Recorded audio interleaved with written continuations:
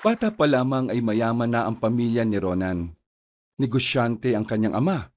Ang nanay naman niya ay nagmamay-ari ng maraming lupain sa probinsya nila. Wala naman sanang problema sa buhay ni Ronan, kundi lang masama ang ugali ng mga magulang niya. Isang babae ang namasukan sa kanila bilang kasambahay.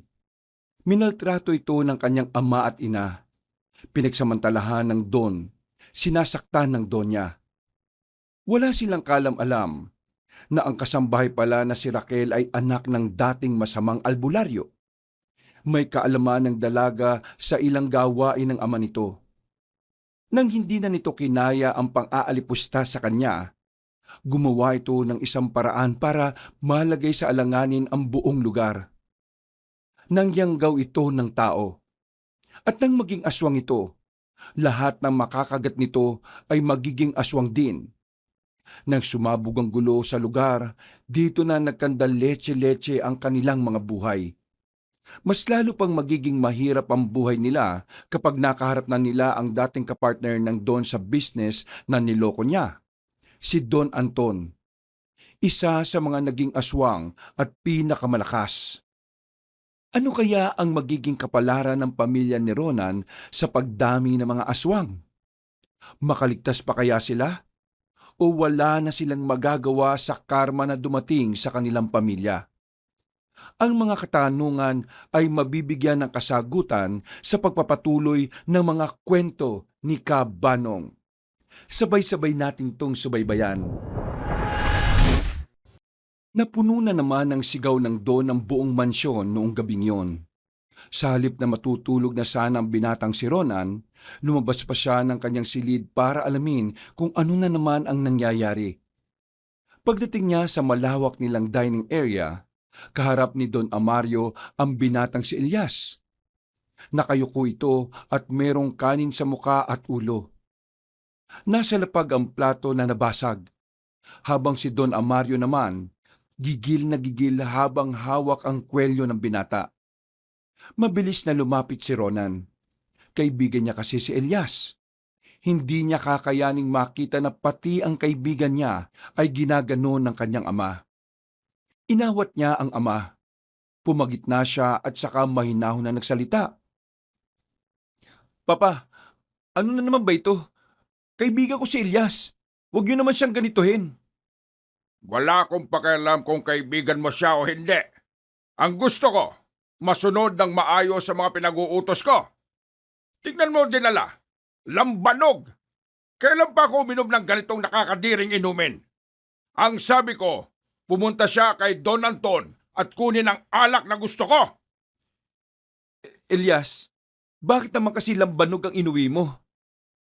Kasi sabi ni Don Anton, masarap din daw ito. At saka yung alak daw, wala nang extra. Lahat na nang doon sa bodega nila, bilang na bilang at ibebenta na kinabukasan. Sabi niya, masarap din daw naman ang lambanog. Kaya yan ang pinadala. Tanga! Hindi mo ba naisip na magagalit ako kapag ibang dinala mo sa pag-uwi? Anong pakialam ko sa sarap niyan? Hindi nga yan ang gusto ko. Paano kung gusto kitang sapakin sa muka kasi masarap masapak kaysa mamatay? Papayag ka ba? Papa, kumalma ka. Baka mamaya may makarinig sa inyo. Makasira pa sa imahin ninyo.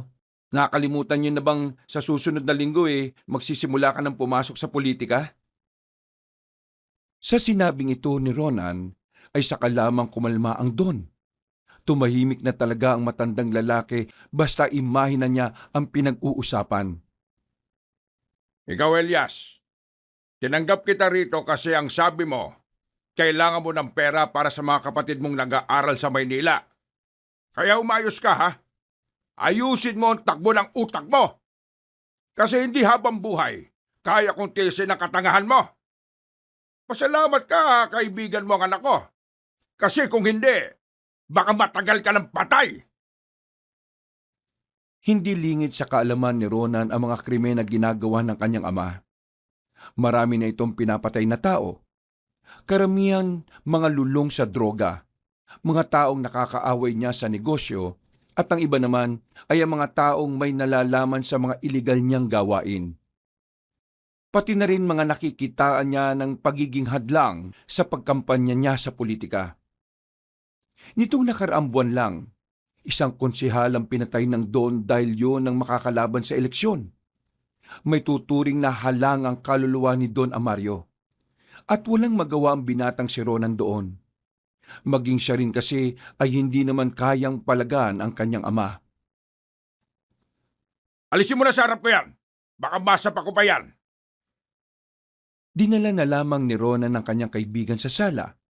Inalis niya ang mga kanin na nagpunta sa buhok at mukha ng kaibigan. Ikaw naman kasi, alam mo namang ugali ni Papa. Sinabi ko naman sa iyo, di ba, nung una pa lang. Kaya dapat, hindi ka pumayag na lambanog ang dalhin mo pa uwi. Buti na lang dumating ako. Sinaktan ka ba? Hindi naman. Ayos lang naman ako. Mali ko rin naman kung bakit nangyari ito eh. Sa susunod, hindi na talaga ako gagawa ng sariling desisyon. Kung anong utos niya, yun ang susundin ko. Ay, nako. O sige na, maligo ka na. Matutulog na rin ako. Maaga pa ako bukas eh. Ay, siya nga pala. Pwede ka ba bukas? Marami kasi akong tatabasin na damo sa kabilang parte ng asyenda. Bakit? Bukas kasi, meron akong pupuntahan. Susunduin ko kasi yung bagong kasambahay namin na isa. Alam mo naman, di ba? Napalayas na yung si Aling Medina. Nagnakaw kasi. Buti nga, pinagbigyan na lang nila papa at mama. Okay, sige. Pwede naman ako bukas eh. Ano bang oras? Pagtapos sa mga gawain ko. Siguro mga hapon o gabi na. Taga saan naman ba yung bagong kasambahay? Taga rito lang din sa probinsya natin. Pero kasi hindi niya raw alam kung paano pumunta rito. Isa pa, wala siyang perang pamasahe. O basta, bukas ha. O sige na, tutulog na ako. Umakyat na rin si Ronan sa kanyang silid. Paghiga niya sa kama, kinuha niya ang comics na pinabili lang niya sa bayan. Ang comics na yun ay tungkol sa mga aswang. Nagkaroon kasi siya ng interes sa mga ganoong nilalang mula nang managinip siya tungkol sa mga yon. Bago niya binuksan ng comics, naalala na naman niya ang mga nangyari sa panaginip niya. Nakita niya roon na malalagay daw di umano sa peligro ang buong lugar nila. Kasama na roon ay ang kanilang asyenda. Dahil panaginip lang naman yon, para sa kanya ay hindi naman yon totoo. Katwiran niya nga, laging kabaliktaran ang pangyayari sa mga panaginip. Ganoon pa man, napukaw ng panaginip na yon ang kanyang atensyon. Dahilan para maging interesado na siyang magbasa ng mga may kinalaman sa aswang. Siya lang ang nakakaalam sa ginagawa niya. Dahil sa oras na malaman ito ng kanyang ama, siguradong malilintikan siya. Ayaw na ayaw kasi ni Don Amario na magbabasa ng kung ano-ano ang binata. Mas gusto ng Don na basahin ito ang mga librong may kinalaman sa pagnenegosyo. Natulog na lamang ang binata sa pagbabasa. Paggising niya ay nakahanda na siya agad para lakarin ang pakikipag-usap sa mga kliyente. Ganito lang lagi ang sistema ng buhay niya. Tumutulong siya sa kanyang mga magulang sa pagpapalago ng kanilang negosyo. Wala na siyang oras para sa sarili niya. Hindi na nga rin niya magawang magsaya o mag-relax man lang. Magagalit kasi ang kanyang ama kapag nakita siyang walang ginagawa. Makalipas sa maghapon, natapos na rin ni Ronan ang lahat ng kanyang gawain. Kasama na niya ngayon ang binatang si Elias. Pre, hindi naman sa nakikialam ako di ba marami kayong tauhan? Bakit hindi na lang sila ang sumundo kaysa ikaw? Dapat nga nagpapahinga ka na ngayon eh. Ewan ko ba? Ayaw ni Papa na ipagamit ang mga tao niya para lang magsundo sa isang kasambahay. Para sa kanya kasi, hindi worth it na pagsayangan ng oras na sunduin ang mga gaya ni Raquel. Ano? Raquel? Oo, Raquel. Yun ang pangalan ng bago at kukumpleto sa mga kasambahay. Well, ayon sa address na meron ako dito, mukhang malayo-layo yung tirahan ng Raquel. Hindi nga talaga kakayanin kung siya lang ang babiyahe mag-isa. Ang bait mong boss, no? Sana lahat gaya mo. Pasensya ka na kay Papa ha. Kung ako lang naman ang tatanungin, hindi kita ilalagay na alam kong madalas mo siyang makakaharap eh. Pero si Mama kasi ang nag-assign sa iyo eh. Wala naman sa akin yun. Ayos lang sa akin. Huwag mo akong intindihin, no? Masasanay rin naman ako. O basta, kapag hindi mo na kaya, magsabi ka lang sa akin ha. Tumango na lamang si Elias. Matapos ang usapan ay namayani ang sandaling katahimikan. Napansin kasi nilang dalawa na parang liblib na ang kanilang dinaraanan. Wala na silang nakakasalubong na ibang sasakyan. Kahit na si Ronan na laging umaalis, hindi pamilyar sa daan na yon. Ganito ba talaga kalayo yung bahay nung Raquel? Paano siya nakapag-apply sa inyo? E di sa pamamagitan ng sulat, ako nakatanggap nung nakaraan. Kaya ako pa rin ang mag-aasikaso. Kung sa bagay, wala namang mga technology sa lugar nila siguro. Oo, kaya nga tayo ang pupunta eh. Papatusin na rin natin to. Kasi, ang hirap naman talaga makahanap ng kasambahay ngayon eh. Kahit pumunta ako sa bayan, kapag nalaman nilang sa mansyon maninilbihan, naku, umaayaw sila. Siguro, yung mga nakalis na kasambahay, na ikukwento sa iba kung gaano kahirap manilbihan sa mga magulang mo. Oo nga, kaya nga eh. Buti na lang, hindi ka nagmana sa kanila, no? Ang sabi nga nila, kapag ang dalawang negative pinagsama, positive ang kalalabasan. Sino ba nagsabi niyan? Basta, halos kalahating oras pa ang dumaan, ay narating na rin nila ang isang barangay. Walang supply ng kuryente roon. Tanging malaking gasera lamang sa tapat ng mga pinto ng kabahayan ang nagsisilbing liwanag. Meron silang nilapitan na matandang babae. Nagtanong sila tungkol kay Raquel, pero sa halip na sumagot sa kanila, parang nababahala ang mukha ng matanda at nagmamadaling naglakad. Akala nila, natakot lang sa kanila ang matanda dahil ang tatangkad nila. Kaya naman, hindi na lang nila yun pinansin at nagpatuloy na lang sa paglalakad. Inisa-isa nilang suriin ang mga bahay na nadadaanan. May mga numero naman yon at base sa address na nakalagay sa papel, numero 13 ang bahay ng dalaga. Pambira. Hindi pala in order yung mga numero dito. Hindi mo alam kung ano ang simula at saan eh. Hayaan mo na, trip nila yan eh. Tumbukin na lang natin tong daan. Nakakaramdam sila ng pagkailang sa kung paano sila tingnan ng mga tao. Pero hindi na lamang nila pinansin ang mga yon. Si Raquel ang pinunta nila kaya wala silang pakialam sa iba. Tumigil na sila sa isang bahay na merong numero 13. May maliit na bakod sa harapan kaya hindi sila makalapit. Magandang gabi po. Nandiyan po ba si Miss Raquel, pinagbuhatan? Uulitin pa sana ni Rona ng kanyang pagtawag, pero bumukas agad ang bintana. Bumungad sa kanila ang magandang dalaga. Nagtataka nga silang dalawa kung bakit kasambahay ang gusto nitong pasukin. Samantalang pangmodelo naman ang itsura nito. Mas lalo pa silang namangha nang lumabas na ng bahay si Raquel. Maganda kasi ang pangangatawan nito.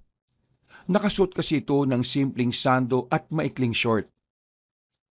Magandang gabi. Sino po kayo? Ako si Ronan. Ito naman si Elias, ang kaibigan ko. Anak ako ni Don Amario at Doña Tanya. Di po ba nagpadala kayo ng sulat sa amin kasi gusto niyong mamasukang kasambahay? Nandito po kami para sunduin ka. Ay, naku, nakakaya. Kayo na pala yan. Hindi ko malang naihanda ang mga gamit ko. Akala ko kasi hindi ako natanggap eh. Ayos lang. Sige na, mag-impake ka na lang muna. Maghihintay na lang kami rito. Pasok po kayo rito sa bakuran ko. Maupo na lang muna kayo. Pasensya na po ulit ha. Tumango na lamang si Ronan at naupo na sila sa gilid. Habang naghihintay, hindi maiwasang mamangha ni Elias. Hindi kasi nito inakala na merong magandang babae sa ganung uri ng lugar.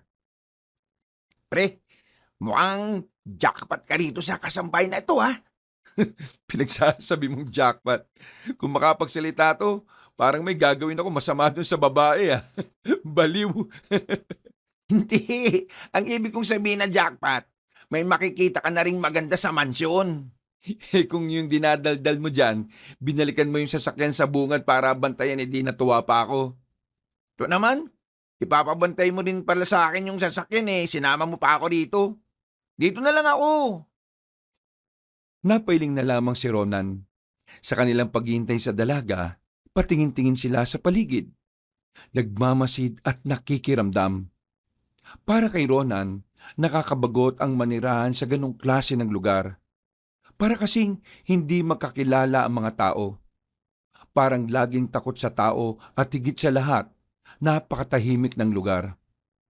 Parang mga hindi marunong makihalubilo ang mga ito.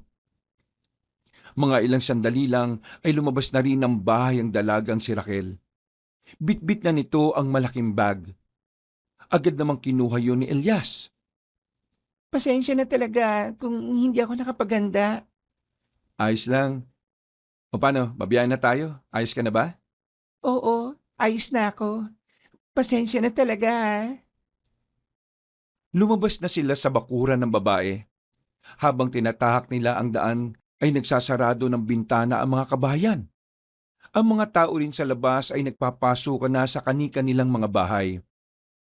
Pagtataka ang idinulot noon para kay Ronan.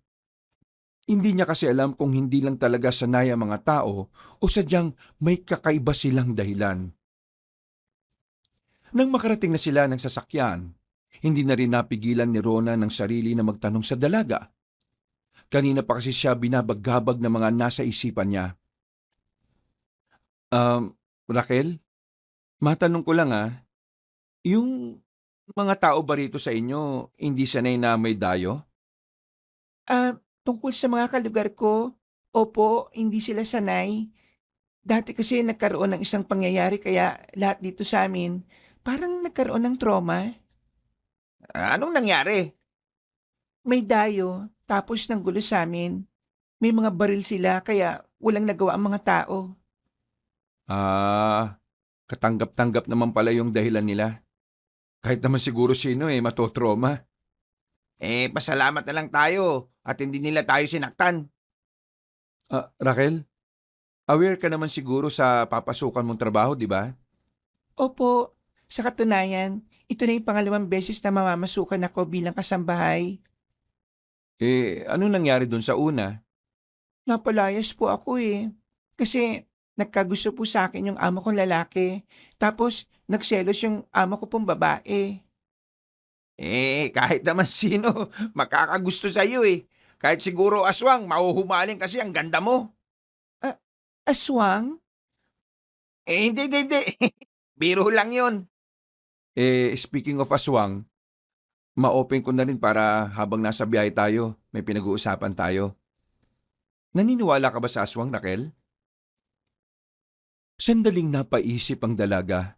Nakailang beses pang tumingin si Ronan sa salamin para makita lang ang dalaga sa likuran.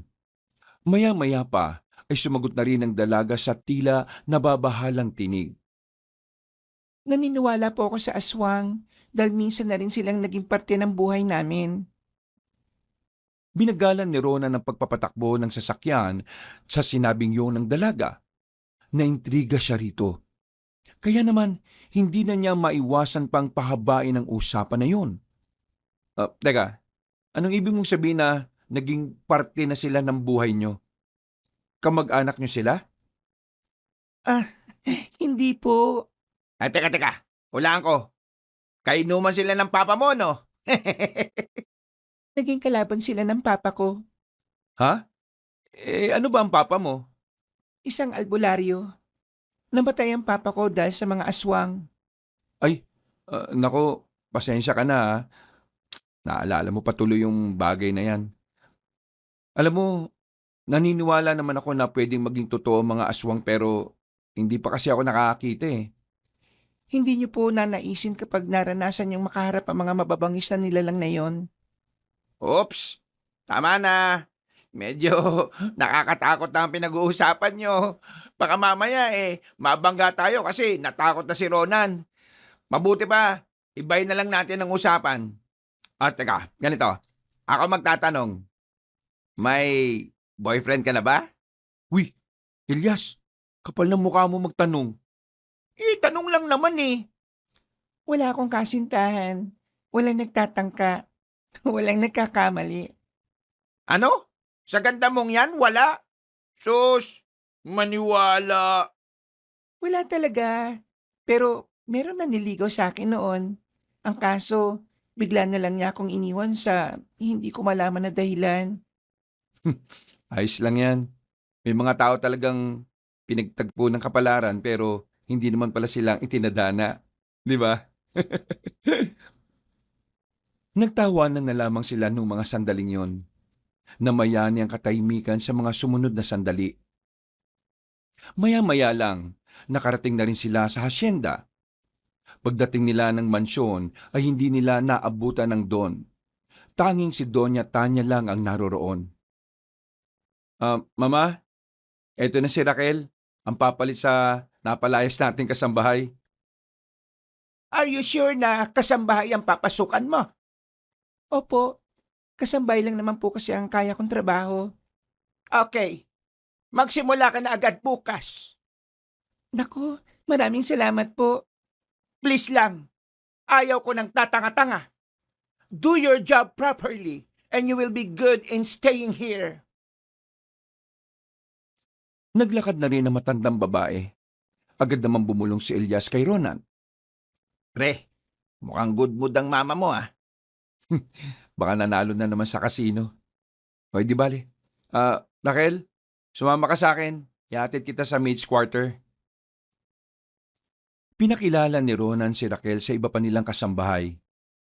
Masaya naman itong tinanggap ng mga yun. Matapos yun ay iniwan na rin nila ang dalaga doon. Magkasamang tumambay muna si Ronan at Elias sa tagong garden sa asyenda. Hindi kasi sila pwedeng makita ni Don Amario na sobrang close sa isa't isa. Malilintikan pati si Ronan. Ayaw na ayaw kasi ng Don na nakikipagkaibigan si Ronan sa mabababang uri ng tao. Anong tingin mo kay Raquel? Maganda siya. Ang ibig kong sabihin kung okay ba siya, kung mapagkakatiwalaan ba. Ha? Mukha naman siyang okay, no? Pero siyempre, pre, kausapin mo pa rin siya. Interviewin. Ganon. Para malaman mo kung ano ba talaga ang pinagmulan niya. Sige ka. Baka mamaya, aswang yan. Tumigil ka nga. Ang layo naman niya sa mukha ng aswang, no? Kita mo naman kung gaano kaganda, di ba? Kutis anghel. Oo. Nagsisimula ka ng agawin sa akin si Raquel, ha? Baka nakakalimutan mo. Bawal kang magmahal ng mas mababang uri sa'yo. Napakamot na lamang sa ulo si Ronan nang maalala ang patakaran ng kanyang ama. Yun ang dahilan kung bakit hanggang ngayon wala pa siyang nakikitang babae para sa kanya. Lahat kasi ng nirereto sa kanyang babae, masasama ang ugali. Lahat naman na nakikita niyang mabubuti, hindi naman niya kalibel ang antas ng pamumuhay. Kinabukasan, agad na kinausap ni Don Amario ang babaeng si Raquel. Sa unang pagkakataon, nakita ni Ronan ang kanyang ama na tila natutuwa sa isang kasambahay. Alam niya na agad ang dahilan kung bakit. Batid niyang ang kagandahan ni Raquel ang natatanging dahilan. Kilala niya ang kanyang ama. Marami itong babae. Ang iba pa nga ay dinadala na matanda sa mansyon. Wala itong pakialam kung naroon si Doña Tanya. Wala rin naman kasing magagawa ang Doña. Si Don Amario ang nasusunod sa lahat. Kahit pa mali na ang ginagawa nito, hindi siya maaaring kontrahin. Kaya ang ina ni Ronan, tikom na lamang ang bibig. Nasanay na lang din ito sa pagiging immoral ng Don. Huwag ka mag-alala, iha. Tatasan ko ang sahod mo sa unang buwan mo dito. Basta, Gagawin mo lang lahat ng pinagagawa ko sa'yo. Naintindihan mo ba ako? Opo, gagawin ko po. O siya, sige. Makakalabas ka na. Ronan, ihatid mo na siya sa labas. Nakita pa ni Ronan ang pasimpleng hawak ng kanyang ama sa puwet ng kasambahay. Napansin din niya na tila kabadong mukha ng dalaga. Raquel, pasensya ka na kay Papa ha. Pasensya saan po? Alam mo na yun. Siya nga pala. Tulungan mo na lang sila Aling Maring sa kusina ngayong araw ha. May darating kasing bisita mamaya si Papa. Sige po. Naging abala si Ronan nung araw na yon. Hindi na niya napansin pa kung ano ang ginagawa ng dalagang si Raquel. Marami din kasi siyang inasikaso sa negosyo nila. Gabi na nang makabalik siya ng mansyon. Hindi pa man nakakapasok ng mansyon ng binata, tinawag na siya ng kanyang kaibigan na si Elias. Tumigil sandali si Elias sa pagtatabas ng damo sa gilid at saka sinenyasan siya. Uy, pasenyas-senyas ka na ng ganyan ha. Kapag may nakakita sa'yo, yari ka talaga. Ay, pasensya na. May sasabihin lang kasi akong malaga sa'yo eh. Hoy, ano ba yun? Bilisan mo, nasa loob na si Papa. Kanina kasi, nakita ko si Raquel. Umiiyak. Galing sa opisina ng papa mo. Tingin ko, may ginawang kabulustago na naman yung tatay mo eh. Ay nako, tumigil ka nga. Pinag-iisipan mo ng masama. Pre, alam naman nating dalawa kung anong ugali ni Don Amario. At mas lalong kilala mo ang papa mo. Tingin mo, anong nangyari nung lumabas mula ron si Raquel? Tapos, sira pa ang isang botonis ng damit ha? Hindi na nakapagsalita pa ang binatang si Ronan. Batid niya naman kasing may pinupunto ang kanyang kaibigan. Kaya naman, naisip na rin niya na baka may ginawang hindi maganda ang kanyang ama sa bago nilang kasambahay. Natigil lang ang kanilang usapan nang marinig na nila sa loob na nagsasagutan na ang dalawang matanda. Agad na pumasok si Ronan para pumagitna. Papa, Don Anton, ano ba nangyayari? Bakit kayo nagtataasan ng boses? Hindi ba't kayo naman ang magpartner? Eto kasing papa mo. Masyadong mataas ang tingin sa sarili. Nagbibigay lang naman ako ng opinyon tungkol sa negosyo namin. Hindi niya pinakikinggan. Akala niya tama lahat ng ginagawa niya. Tingnan mo ang nangyari. Bumaba ang sales natin. Dahil sa kanya. Tapos, pati yung problema sa lambanog nung nakaraan isasalin niya pa ngayon. Kung ayaw mong sumunod sa mga sinasabi ko, edi, magkaalasa na tayo. Hindi kita kailangan, Anton. Kaya kong palaguin ang negosyo ko ng ako lang. Masyado ka lang pabigat sa akin eh. Aba, talaga? Abay, bahala ka na sa buhay mo. Sana maging successful ka sa buhay mo. Lumayas ka rito bago pa kita mabaril. Alis talaga ako rito. Padabog na tumayo ang matandang si Anton. Minura pa nga ito ni Don Amario. Gigil na gigil ang ama ni Ronan. Binasag pa nito ang flower vase sa lamesa. Ronan, kontakin mo nga si Rigor. Bakit, Papa? Anong gagawin niyo? Wala ka ng pakialam. Kontakin mo. Sabihin mo, pumunta siya rito. Ngayon din. Pero pa, Buwisit ka. Ayaw mo? Susawiin mo na rin ako. tumayo si Don Amario at hinawakan ng kwelyo ng binata. Hindi na ito nakapagpigil pa. Pinagsasasapak nito ang sariling anak. Maraming suntok ang tinamo ng binata pero hindi niya yun nilabanan. Hinayaan niya lamang yon na maglabas ng galit. Buti na lamang ay dumating si Doña Tanya. Inawat nito ang asawa. Agad naman ding kumala sa matandang lalaki. Ano ba nangyayari? Bakit mo sinasaktan ang anak natin? Napakawalang kwenta kasi ng taong yan. Sinusuway pa ako ngayon. Hoy, kung ganyan ka, baka pati ikaw ipalibing ko ng buhay. Bantayan mo nga sinasabi mo. Anak natin yung kausap mo. Pasensya na pa. Pero Ginagawa ko naman lahat ng makakaya ko para... Huwag ka na magsalita! Lalo lang ako naiirita kapag naririnig ko ang boses mo. Kung ayaw mong kontakin, ako ang gagawa. Visit yung Anton na yan. Tumungo ang Don sa kanyang silid. Nagtagal ito ng halos 2 oras sa opisina nito. Maya-maya, bigla na lang nitong pinatawag ang dalagang si Raquel. Nakita yun ni Ronan. Sinubukan niyang pigilan ng dalaga pero wala itong balak suwayin ng Don. Wag kang tumuloy. Pero sir, kapag hindi ako tumuloy, mapapahamak ka, sir. Ikaw ang sisisihin niya at ikaw ang pagbubuntungan niya. Alam mo naman kung anong mangyayari sa'yo kapag pumasok ka sa opisina niya ngayon, di ba? Ayos lang sa akin, sir. Masasanay rin ako. Ano? Nabubuang ka na ba? Hindi mo deserve to. Halika, kunin mo na lahat ng gamit mo. Hoy! Ano ginagawa mo, Ronan? Talaga bang sinusuway mo ako? Papa, wag ho si Raquel. Mabuting babae ito. Wala siyang ginagawang pagbabay-ari ko na ang babaeng yan. Mula nang pumasok siya rito sa mansyon na ito. Kaya manahimik ka. At baka ikaw pagbuntunan ko ng galit. Sumenyas ang Don sa mga tauhan nito. Agad-agad din namang lumapit ang mga yon. Dalhin niyo ang babaeng yan sa sasakyan. Sir, saan niyo po ako dadalhin? Akala ko ba sa opisina niyo lang? Manahimik ka. Wala kang karapatang magtanong. Sa pilitang dinala ng mga tauhan ni Don Amario ang babae. Walang nagawa si Ronan kundi ang mapahilamos na lamang sa kanyang muka. Tumingin pa ng masama ang kanyang ama at nagbanta. Kung patuloy mo kong kokontrahin, baka mapatay na kita kahit na anak pa kita.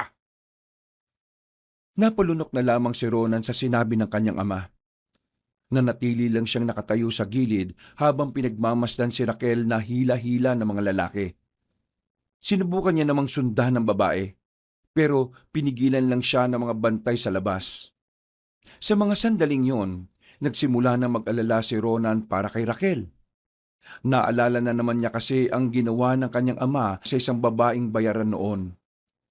Dinala ng Don ang babae sa isang bahay na kung saan maraming lalaki ang naroon na takam sa katawan ng isang babae. Yun ang bagay na pinag-aalala ng binata. Kailangan natin masundan si Raquel. Tulungan mo ko. Paano naman kita tutulungan? Ikaw nga hindi makalabas eh. Ako pa kaya? Buisit. Bakit? Ano ba nangyari kay Raquel? Baka pilaan siya ng mga kaibigan ni Papa. Ginagawa ni Papa yun kapag may deal siya ng mga kanegosyo niya eh. Gagi! Napakahayop naman ng papa mo. Walang nagawa ang binatang si Ronan noong mga sandaling yon. Pakiramdam niya ay kasalanan niya ang nangyari. Makalipas lang ang ilang oras, nakita nilang nakabalik na si Raquel. Agad niya yung nilapitan at dinala sa gilid. Tulala ang babae. Kitang-kita sa katawan nito ang ilang pasa. Parang wala na rin ito sa sarili. Raquel, anong ginawa nila sa'yo? Magsabi ka. Marami. Marami sila. Isa-isa sila. Pero sa uli, ang papa mo, mga demonyo, mga dyablo. Pinagsaluan nila ang pagka-inosente ko. Mga dyablo sila. Tumulo ang luha ng babae pero nanatili itong tahimik. Marang naglakad patungo sa loob ng mansyon. Nanlambot na lamang si Ronan ng mga sandaling yon. Hindi niya matanggap na pati ang inosenteng babae na si Raquel ay pinagsamantalahan ng kanyang ama. Galit na galit si Ronan, pero masaklap ay wala naman siyang magawa. Iniisip niya rin kasi ang kapakanan niya at ng kanyang ina. Natagpuan na lamang niya ang kanyang sarili na nakahiga na sa kama. Tulala rin si Ronan na nakatingin sa kisame. Hindi siya pinatulog ng mga pangyayari. Kinabukasan, dakong 8:00 na siya lumabas ng silid. Agad niyang hinanap si Raquel sa mansyon, pero hindi na niya yon makita pa. Ang sabi ng ibang maid ay hindi raw yon pumasok sa quarter nila. Noong mga sandaling yon, nag-alala na naman si Ronan para sa dalaga. Agad niyang hinanap si Elias. Isinama niya ito para hanapin si Raquel. Pero sa kasamaang palad, wala silang nakita. Hapon na sila nang nakabalik ng mansyon. Bagsak ang kanilang balikat dahil sa pagkadismaya. Pero nang pumasok na sila ng mansyon, nagtaka sila dahil nakita nilang nasa loob na ng mansyon ng dalaga. Napapangiti pa ito nang tumingin sa kanila na parabang walang nangyari. "Oh, saan ka ba galing? Maghapon kaming naganap sa'yo." Sa pastulan ng mga kambing, nagpalamig lang ako habang ginagawa ko itong inumin na ito. Pinakita ng dalaga ang isang bote na may laman na kulay berdeng likido. Nagtaka naman ng binata kung anong klaseng inumin ang hawak nito. Para saan ba yan? Para sa mga kasama ko, ipapainom ko sa kanila. Gawa ito sa dalandan. Nakakapagpaganda ng kutis. Epektibo ito. Ito ang gamit ko, kaya lang makinis na ang balat ko eh. Wala naman akong problema sa inumin na yan. Ang inaalala ko, ikaw. Bakit parang okay ka na? Parang wala lang ang nangyari para sa'yo. Kailangan ko pong makalimot kagad. Kailangan ko pong mabuhay. Kailangan ko pong magtiis. Kaya kung ano man ang nangyari, kailangan ko pa rin magpatuloy. Pero Sige na po, ibibigay ko na po ito sa mga kasamahan ko. ngumiti ng malapad ang babaeng si Raquel. Napanganga na lamang si Ronan dahil doon. Hindi niya maintindihan kung papaanong nagagawa ng babae na maging ganoon kapositibo. Kahit na alam naman niyang niyurakan ng kanyang ama ang dangal ng dalaga. Mabilis na lumipas ang mga oras. Hindi pa rin umuuwi ang kanyang mga magulang. Sa pagkakaalam niya, dumiretso na sa isang mahalagang meeting ang dalawa. Magagabi na nang lumabas na siya sa kanyang silid. Napatingin siya sa kusina. Nakita niya ang mga kasambahay doon na tulala. Naintriga siya dahil parang mga sabog na tao ang mga yon. Lumapit siya ng kaunti at sumilip. Ayos lang ba kayo? Bakit kayo tulala?" Nakita ni Rona na naglalaway ang mga yon. Namumula ang mga mata. At basang-basa ng pawis. Kinabahan si Ronan. Nung una, inakala niya na baka nagkaroon ng matinding sakit ang mga kasambahay. Pero maya-maya lang, nagulat na lang siya nang biglang umangil ang mga yon. Ano bang nangyayari sa inyo?" Napalingon siya sa likuran nang maramdamang nakatayo roon si Raquel. Nakangiti ito. Parang sobrang saya nitong makita na nagkakaganon ng mga kasambahay. Raquel, anong nangyari sa kanila? Bakit sila nagkakaganyan? Pinainom ko rin sila ng yanggaw juice. Yanggaw juice? Ano yun? Isang inumin na naglalaman ng galit, puot at sumpa. Isang inumin na kapag ininom ng isang pangkaraniwang tao, O anong mangyayari? magiging aswang sila. Ha?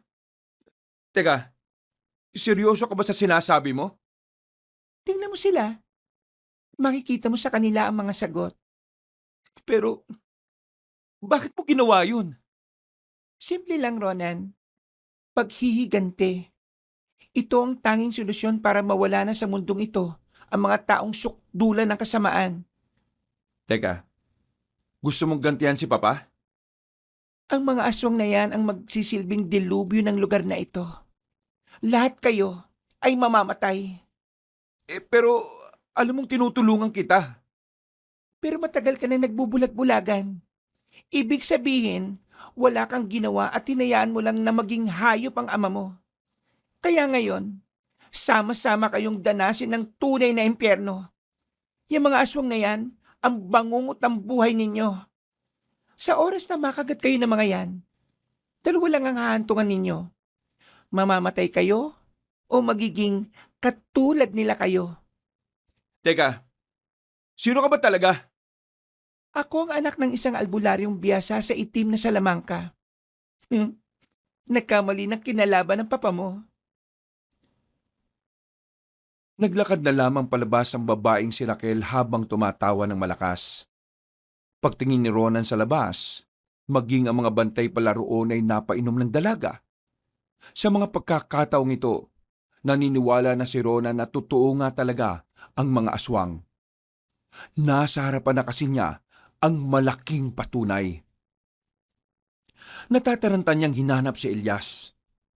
Sa laki ng mansyon, hindi niya agad yun nakita. Nasaan na kaya siya? Nakakainis naman. Nilibot niya ang buong mansyon. Meron pa namang mga normal na tao pero ang mga kasambahay at gwardya, siguradong mga aswang na. Naghihintay na lamang ng tamang oras sa mga yon para makapagpalit na rin ng anyo.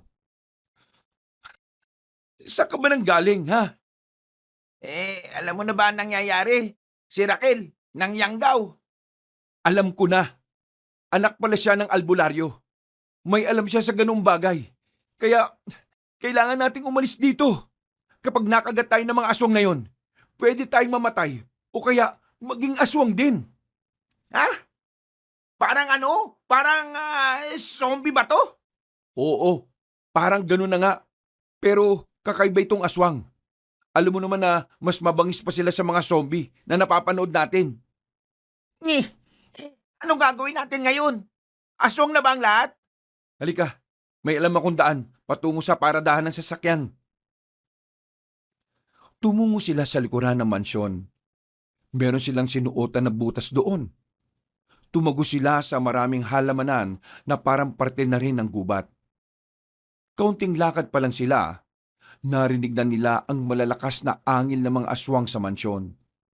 Dahil doon, nagtindigan ang kanilang mga balahibo. Kinalibutan sila ng malala. Hindi nila inakala na sa isang iglap lang, mababalot ng kababalaghan ng mansyon. Tingin ko, kinain na nila lahat ng nasa mansyon. Wala na tayong magagawa. Iligtas na lang natin ang mga sarili natin. Nakakabigla naman si Raquel. Iba pala talaga ang nagagawa ng galit, no? Kahit ako nawindang din sa kanya. Nung gawin niyang aswang ang mga pangkaraniwang tao. Nagtatago sa likod ng kagandahan niya ang pagiging kampo niya ng kadiliman. Pero pre, hindi naman siya magkakaganon kung hindi siya ginawa ng masama ng papa mo eh. Oo, alam ko naman yun. Pero kung idamay niya ang mga kasambahay, pati na rin ang mga gwardya, mali na rin yun. Kailangan natin pigilan ang pagdami nila. Dahil kung hindi, nako, malaking problema to. Huminga ng malalim si Ronan. Kahit siya, sumasakit na rin ang ulo niya kung ano ang pwede nilang magawa. Ipinagpatuloy na lamang nila ang paglalakad.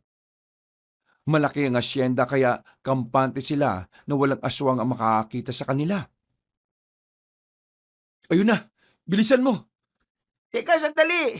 Tingnan mo oh! Wisit! Nakita nila ang isang lalaki na nakatuntong sa ibabaw ng sasakyan. Nakadapa ito at palingon-lingon sa gilid. Nako, aswang na rin yata yun. Kailangan natin makalapit doon. May susi ka ba ng mga sasakyan na yan? Yung kulay pula, sasakyan ko yun. Dali dun! Doon tayo dumaan sa gilid!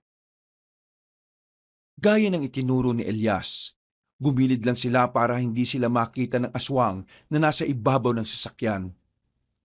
Doble ang kanilang pag-iingat, wag lamang silang maramdaman ng nilalang na yon. Makalipas lang ng ilang minuto, nakarating na rin sila sa paradahan ng mga sasakyan. Abot kamay na nila ang pulang sasakyan. Gumapang sila palapit doon. Pero laking gulat nila nang biglang nasa harapan na nila ang lalaking aswang. Dahil sa poste ng ilaw, nakita nila ang mukha ng nilalang. Matatalas ang ngipin nito, mahaba rin ang kuko, at ang mga mata nito ay pulang-pula. Ha? Nako! Biglang lumundag kay Elias ang lalaking aswang. Pilit nitong inaabot ng kagat ang kanyang leeg. Buti na lamang ay nakadampot ng bato si Ronan. Pinalo niya sa ulo ang aswang. Dahil doon, nahilan na niya si Elias patayo. Ang aswang naman ay sandaling nakaramdam ng pagkahilo. Papasok na sana si Ronan sa loob nang biglang mahawakan siya ng lalaking aswang sa paa. Akmang kakagatin na siya nito, pero binato ni Elias ng sapatos sa mukha ang aswang. Nang mabitiwan ng aswang si Ronan, wala itong sinayang na pagkakataon. Pinaandar na kagad niya ang sasakyan. Naiwan naman nila ang aswang na yon. Pero pagdating nila sa gate ng asyenda, napatigil sila nang makitang may nakaharang na 4 na gwardya. Grabe! Ganun kabilis na naging aswang ang mga ito rito? Sabi mo, di ba kapag kinagat sila, nagiging aswang na sila? Yun ang sinabi ni Raquel. Pero Elias, humanda ka. Huwag mong sabihing babanggain mo ang mga yan. Biglang pinarurot ni Ronan ang sasakyan. Sasagasaan niya ang 4 na aswang, pero naggulat sila nang lumundag lang yon ng mataas. 2 sa mga yon ay nakakapit sa bubungan nila. Binasag ang salamin sa bandang likuran. Elias, sapakin mo! Ha? Sapakin? Nako, baka makagat ako niyan, no? Kapag hindi mo sinapak yan, makakapasok yan dito. Baka nga maging aswang din ako. Marunong ka bang magmaneho? Ako dyan. Hindi ako marunong magmaneho. Ay nako, bisit ka talaga oh. Nagpreno na lamang ng malakas si Ronan. Tumilapo ng 2 aswang sa harapan. Nang makabuelo ay sinagasaan niya rin yon. Pero bumangon lang ulit ang aswang. At sa pagkakataong yon, hindi na nakahabol ang mga aswang dahil sa panghihina nila. Buhay pa rin sila kahit na sinagasaan. Pambira naman, oh. Hindi pa natin alam kung anong mabisang pangontra sa kanila. Sa ngayon, kailangan na muna natin iligtas ang sarili natin. Nakahinga na rin sila ng maluwag na makalayo na rin sila sa asyenda. Hindi nila alam kung saan sila pupunta. Ang nasa isip lang nila ay makalayo at ang makaiwas sa panganib na dala ng mga aswang. Nang may madaanan silang isang barangay, tumigil sila sa gilid. Albularyo. Kailangan natin makahanap ng albularyo.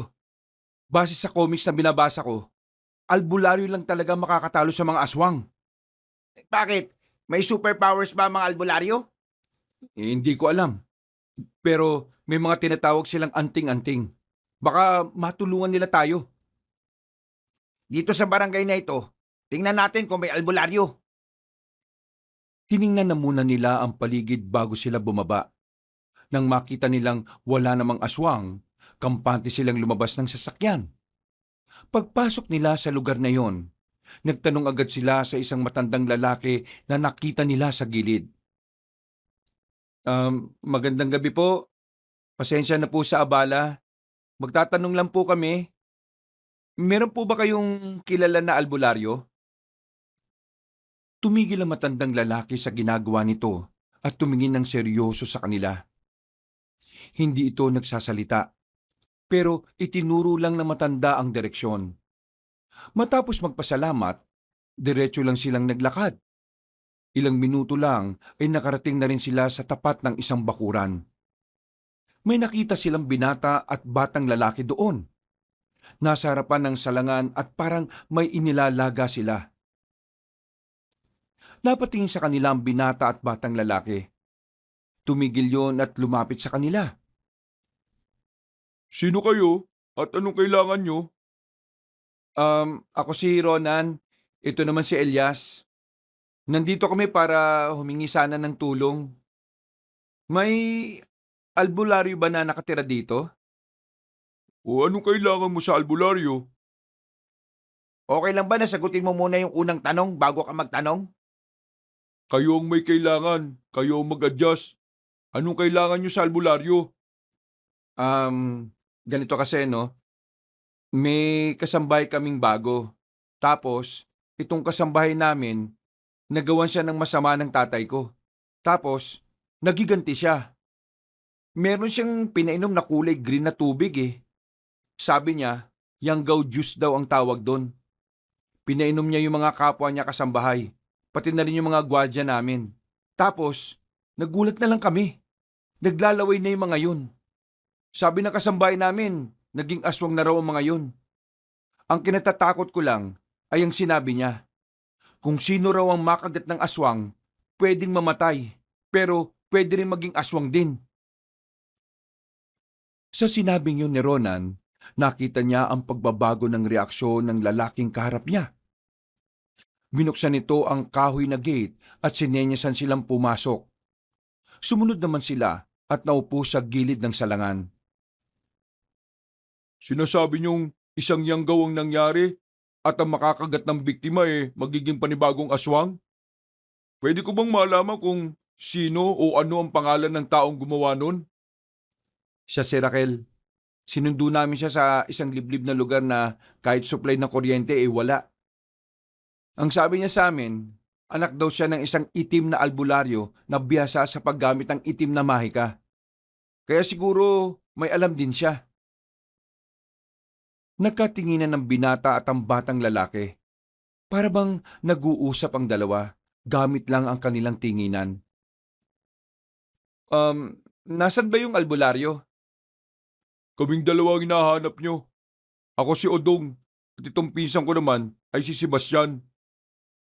Kayo yung albularyo? Sigurado ba kayo? O bakit? Iniisip mo ba na ang mga albularyo ay lagi matatanda? Ha? Oo. Parang gano'n na nga. Kami ang kinikilalang albularyo sa lugar na ito. Kaya kami ang makakatulong sa inyo. Eto, sure na bata lang to? Ano bang mahalaga sa inyo? Ang edad namin o ang aswang na nag-aasik ng lagim sa inyo? Teka, pasensya ka na sa kasama ko kasi makulit lang talaga yan. Pero matutulungan niyo ba kami sa problema namin? Nag-aalala kasi ako na baka yung mga aswang na naroon ay lumabas na ng asyenda. Tapos bigla na lang silang magasik ng lagim sa ibang lugar. Padami sila ng padami kung ganun nga ang mangyayari. Sa totoo lang, ngayon lang ako nakarinig na may aswang na kayang gawing aswang ang isang tao gamit lang ang kagat niya. Pero nandyan na yan Tungkulin din namin na lumaban sa mga aswang. Matutulungan po namin kayo. Dalhin nyo kami sa asyenda na sinasabi ninyo. Hindi ba parang delikado? Baka mamaya ang dami ng aswang doon. Kailangan namin makaharap ang mga aswang na yun para malaman namin kung anong uri sila. O siya, sige. Sasamahan namin kayo pabalik. Pero ito lang ang masasabi ko Hindi ko sigurado kung anong may tutulong namin kapag naglaban-laban na kayo. Baka manood lang kami. Kumuha si Sebastian ng 2 itak at inabot yun kay Ronan at Ilyas. Nagtataka naman nilang tinanggap yun. Teka, ano to? Ngayon lang po ba kayo nakakita ng itak? Magiging sandatan nyo yan laban sa mga aswang. Hindi pwedeng wala kayong gawin. Kapag tumunga lang kayo ron, baka mauna pa kayo mamatay.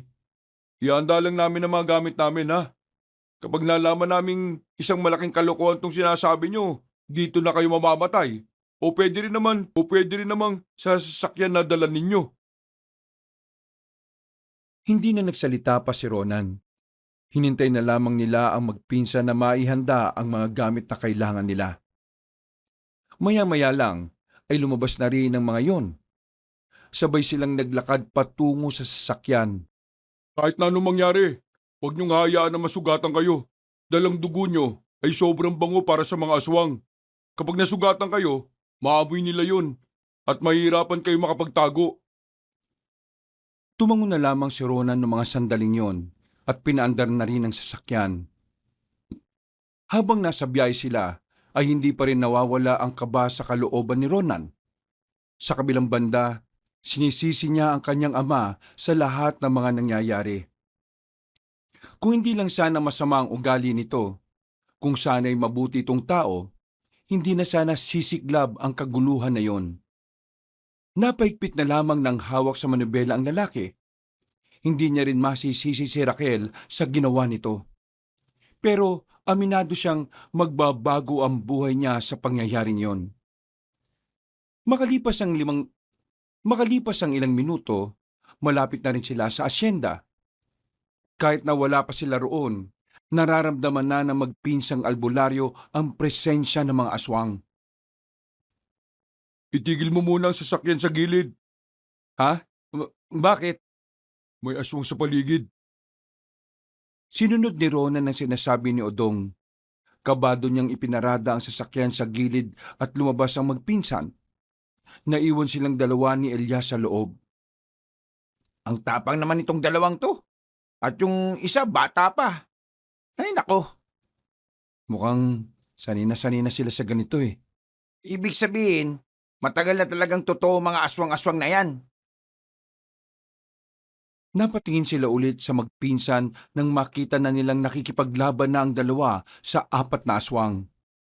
Gusto sana nilang tumulong, pero namangha sila nang makitang napabagsak agad ni Odong at Sebastian ang mga nilalang na yon. Lumabas na rin si Ronan at Elias dala ang itak. Lumapit sila sa mga bangkay ng aswang.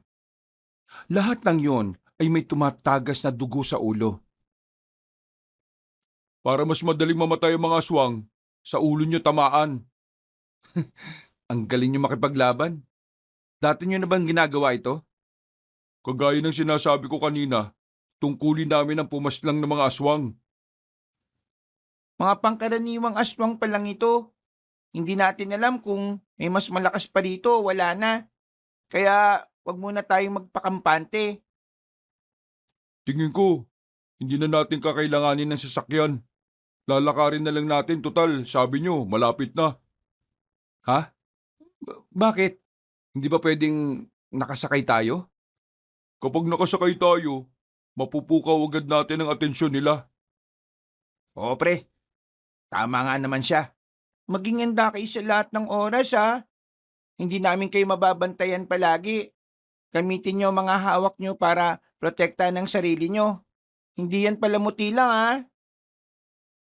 Sinimulan na rin nila ang paglalakad. Habang nasa kalsada, hindi mapakali ang mata ni Ronan. Bawat madilim na parteng madadaanan nila, nagiging tamang hinala siya na baka bigla na lamang may lumabas na aswang doon. Huwag kayong mag-alala. Sasabihin naman namin sa inyo kapag may mga aswang na sa paligid. Pambihira naman oh. Pwede naman palang ganun, hindi mo pa sinabi kaagad. Hindi ka naman nagtatanong eh. Sandali, nandyan na sila. Mabilis silang gumilid para makapagtago. Ayon sa batang si Sebastian, marami-raming aswang ang nararamdaman niyang paparating. Kaya naman, kinailangan na muna nilang magtago para malaman kung kakayanin ba nila na harapin ang mga yon. Kuya Udong, kaya ba? Puro pangkaraniwan lang naman ang mga yan eh. Tara, kaya yan. Palag na. Naunang lumabas sa pinagtataguan nila si Odong. Hindi na sana susunod si Elias pero hinila ito ni Ronan. Magkakadikit silang 4. Magkakatalikuran. Nang makita sila ng aswang, parang mga alimangong gumagapang yon patungo sa kanila. Lumundag ang ilan sa mga yon. Pero mabuti na lang ay mahusay talaga si Odong at Sebastian. Nagawang patumbahin agad na magpinsan ng 4 na aswang. Habang ang magkaibigang Ronan at Elias ay wala pa ring naiambag. Walang mangyayari sa buhay ninyo kung palagi lang kayong naduduwag. Isipin nyo na lang na kapag pati kami ay naging aswang, siguradong tapos na ang buhay ninyo kung nakanganga lang kayo. Oo na, tatapangan na namin. Naninibago lang kami sa mga nangyayari. Kanina lang kasi tulog ako. Paggising ko ganito na. Wala na tayong panahon para magreklamo. May 4 pa oh.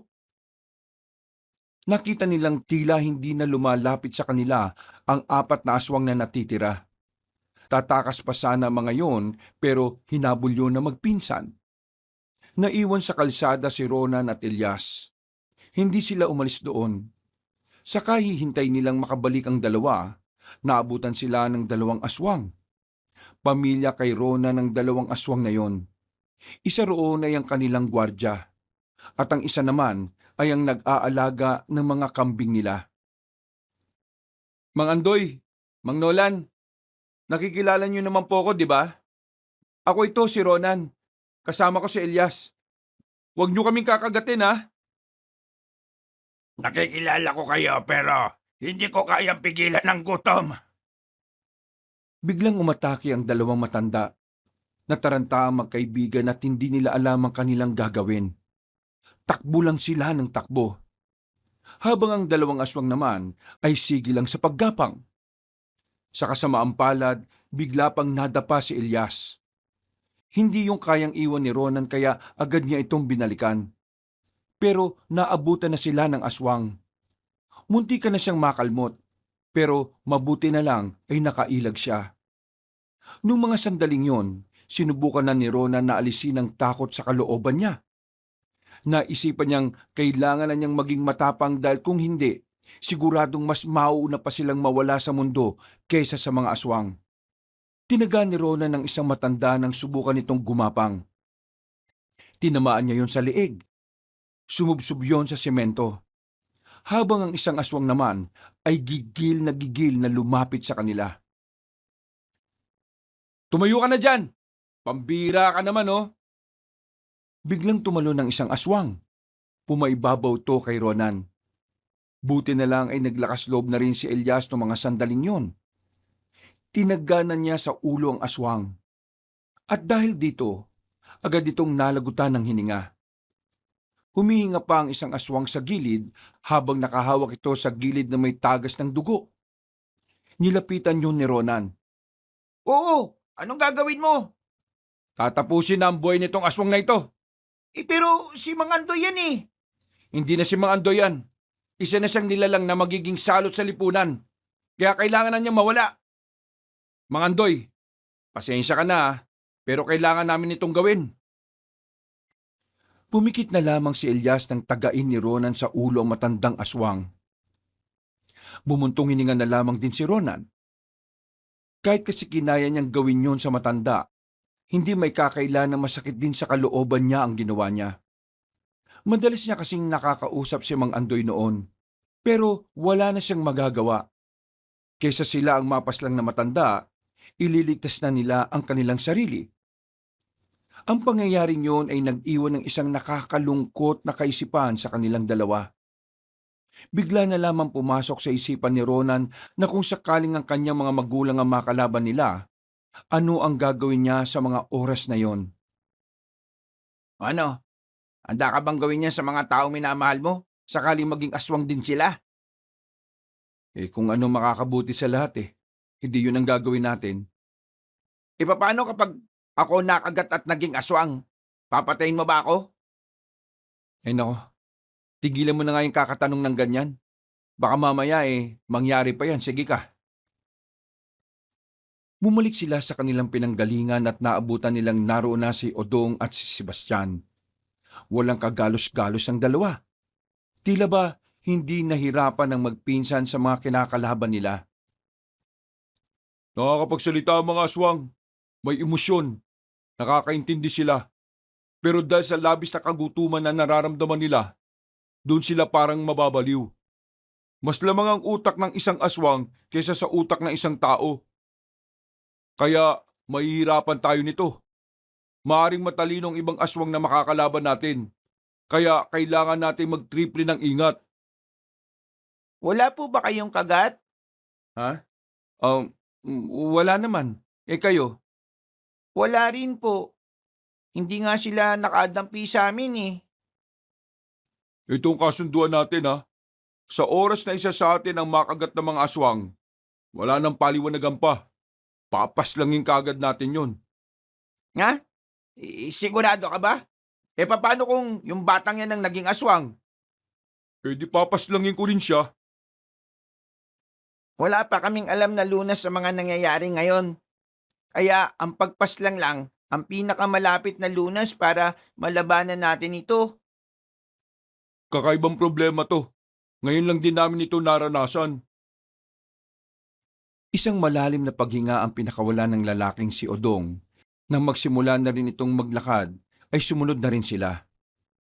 Sa kanilang pagpapatuloy, mas lalong tumataas ang level ng kanilang kaba.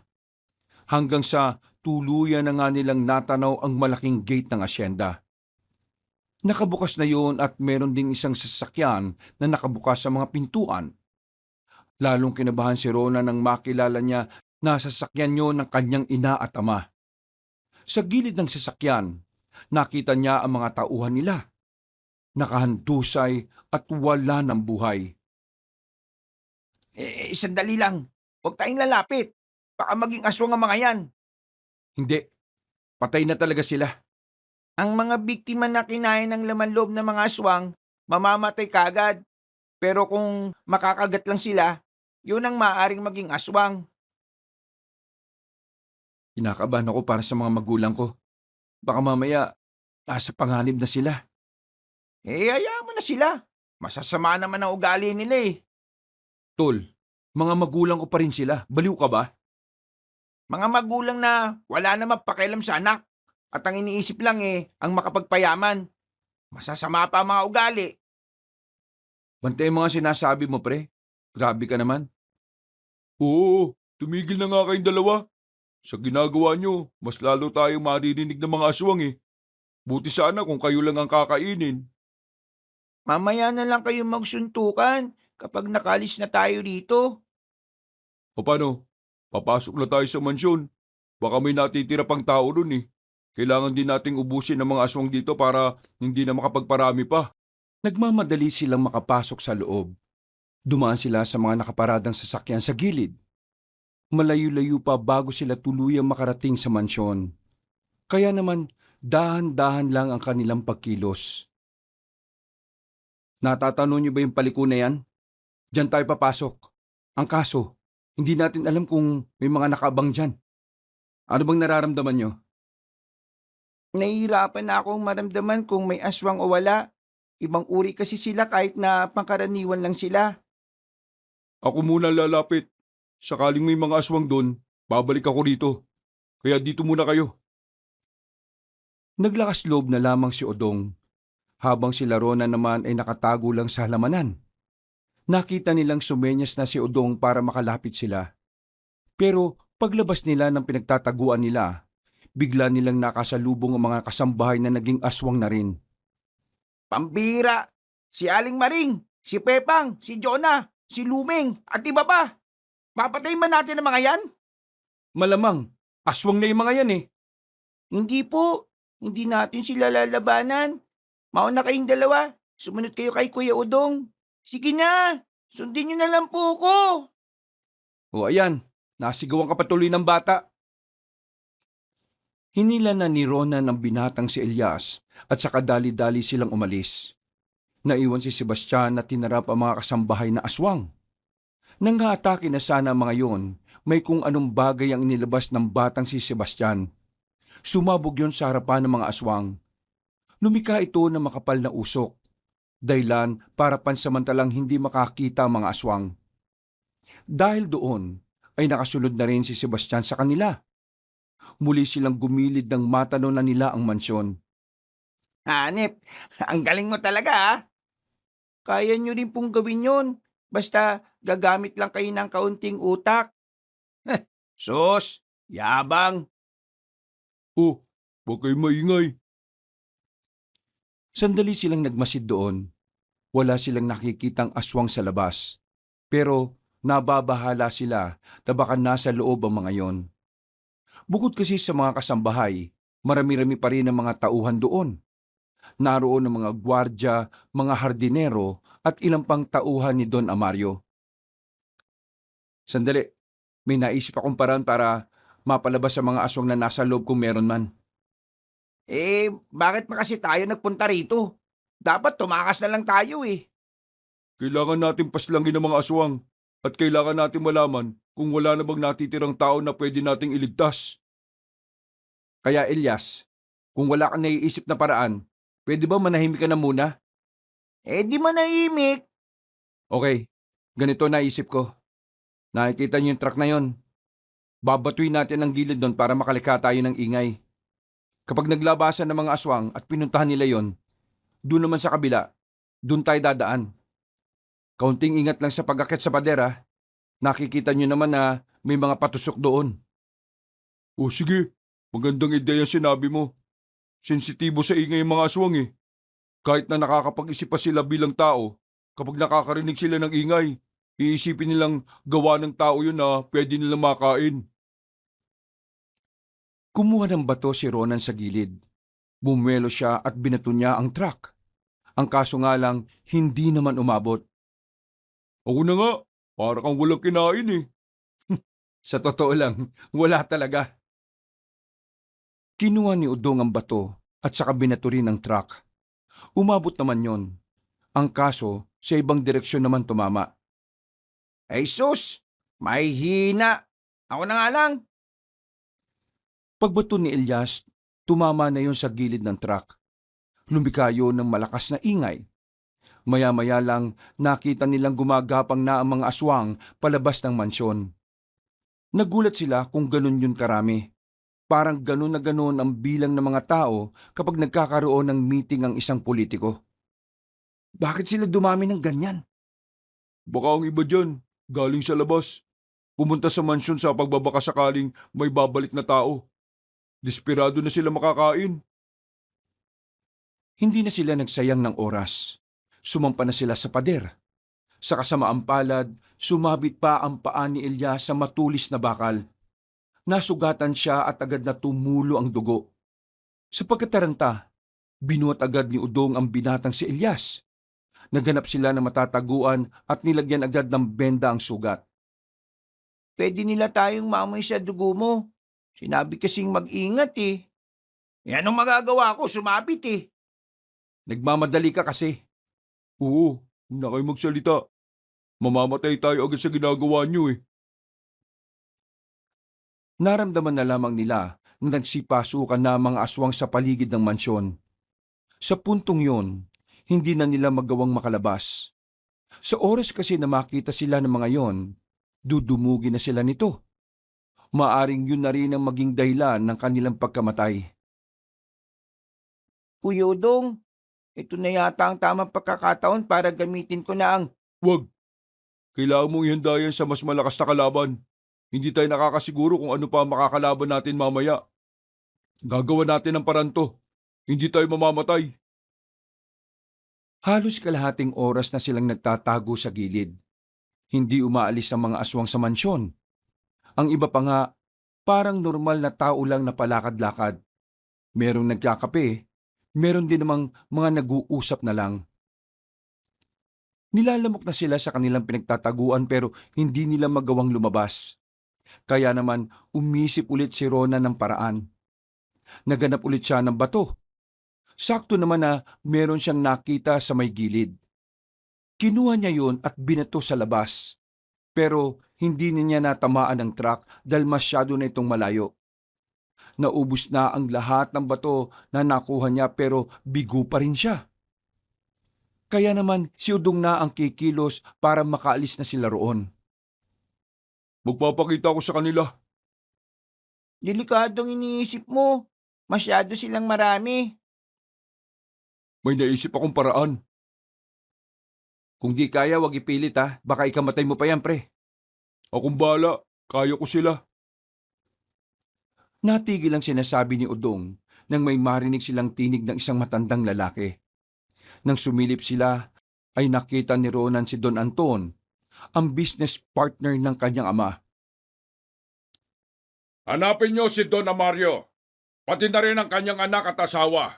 Kapag nakita niyo siya, ibigay niyo sila sa akin ng buhay. Lalong-lalo na si Don Amario.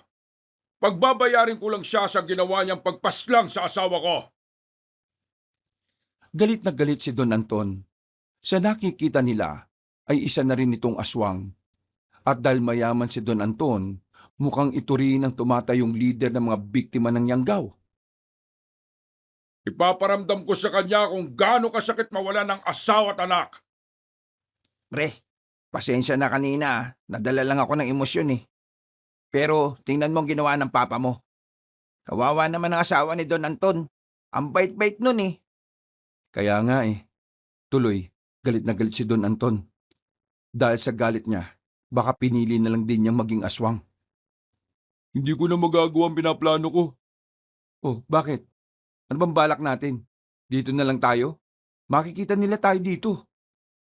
Meron ako naisip na paraan, pero hindi ko alam kung magiging epektibo ito. Ano bang inisip mo? Kailangan dalawa sa atin ang lumabas dito at magpanggap na aswang. Ha? Paano naman natin magagawa yun? Mga biktima lang naman sila ng yanggaw at ang kagat ng aswang.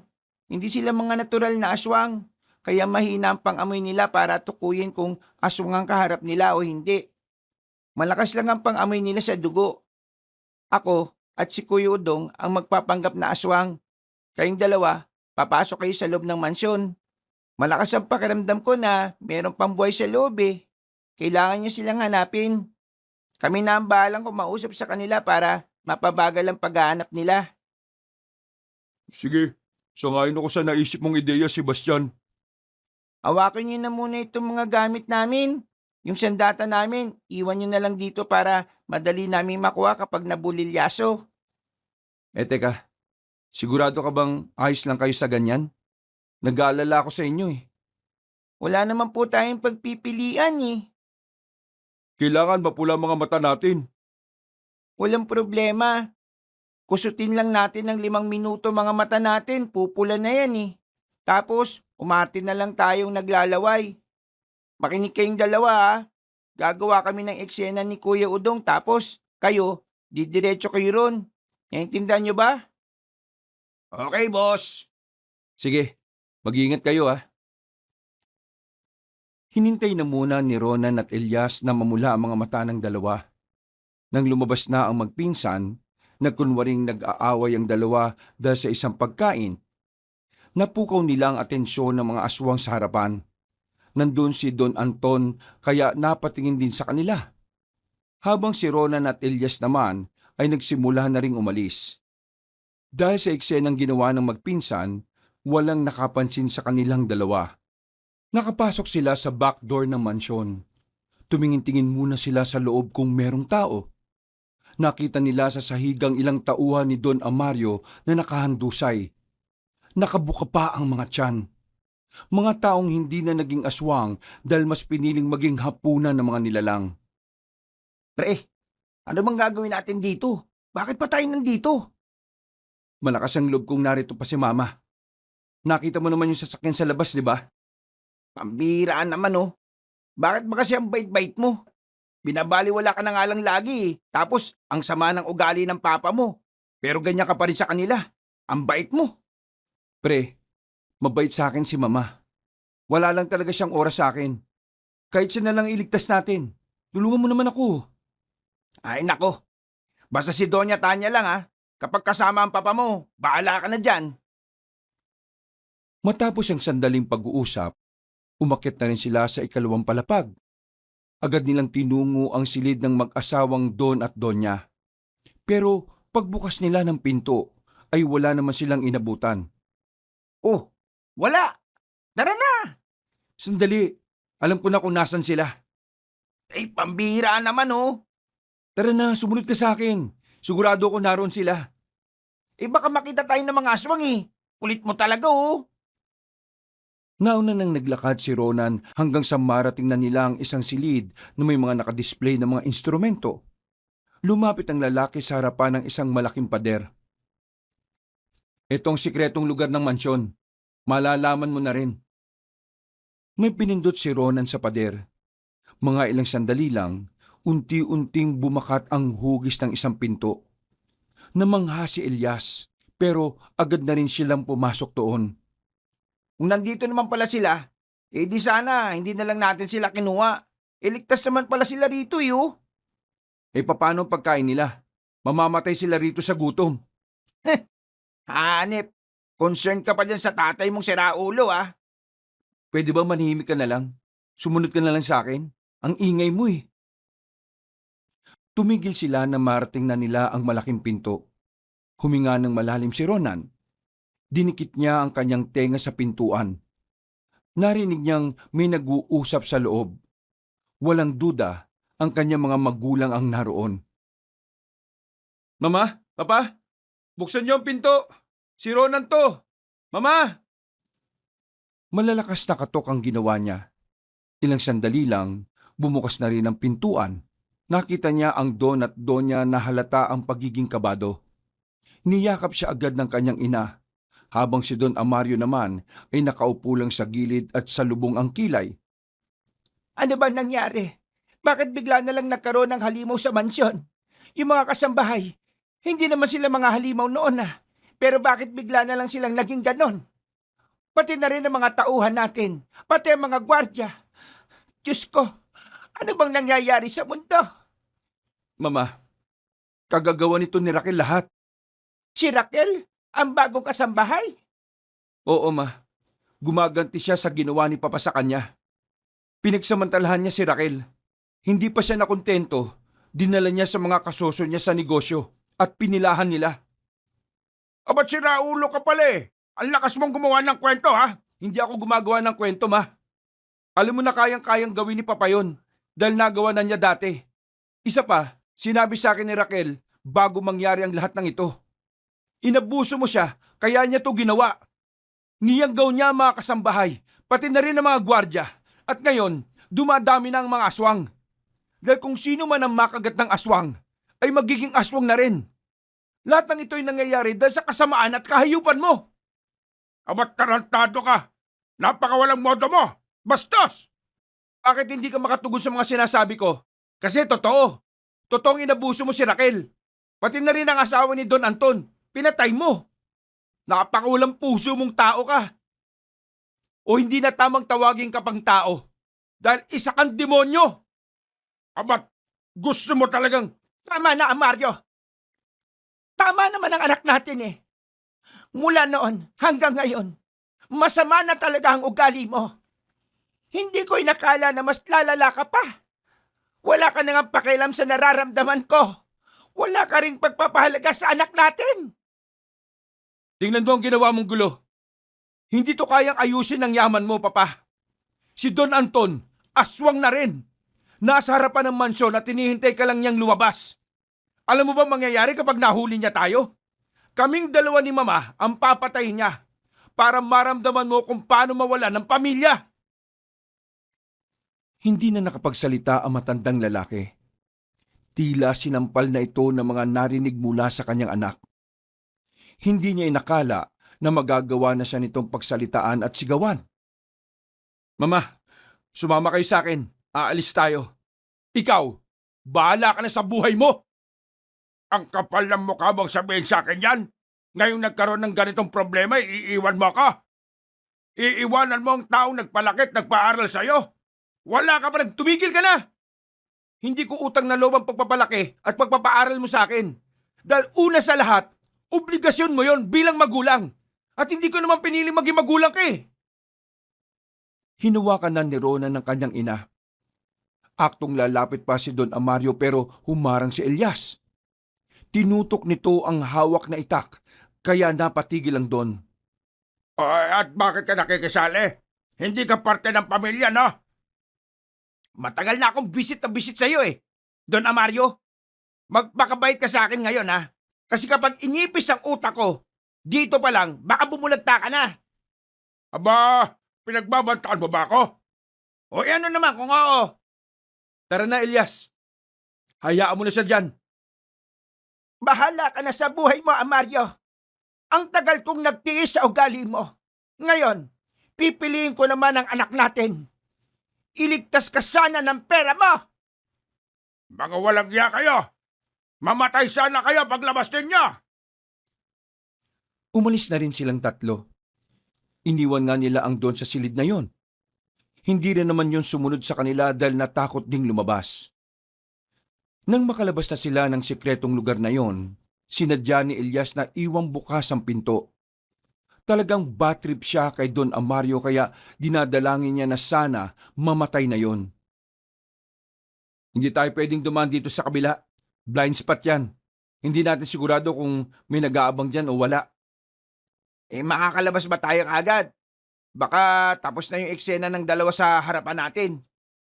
Sa likod pa rin tayo dadaan. Pero aakyatin natin yung pader. Mabilis nilang tinungo ang likuran ng mansyon. Napatingala na lang sila dahil mataas ang pader na kanilang aakyatin. Hindi yung gaya ng pader sa harapan. Walang ya. Ang taas nito yo. Sakto naman na may lubid sa loob ng bag na pinadala sa kanila ni Udong. Nakaisip agad ng paraan si Ronan. Isushoot ko tong lubid dun sa bakal.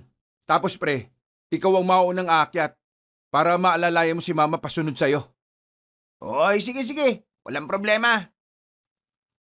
Inayos na ni Ronan ang lubid. Sa isang hagis niya lang ay sumapit na ang lubid na bakal. Hindi naman nagsayang ng pagkakataon si Ilyas. Agad itong umakyat. Kumapit ka lang na maigpit, ma. Nandito ako sa baba. Sasaluhin kita kapag nalaglag ka. Paano ka? Huwag niyo po akong intindihin. Kaya kong sumunod sa inyo. Ma, kailangan na natin magmadali baka makita tayo ng mga aswang dito. Kumapit na si Doña Tanya sa lubid at buti lang din malakas ang pangangatawan ni Elias kaya kinaya nitong iangat ang Donya. Bilisan mo pre. Habang kaya pa ng muscle ko. Agad na lumapit ang lalaki. Mabilis siyang nakaakyat dahil sa pinagsama nilang puwersa ni Elias.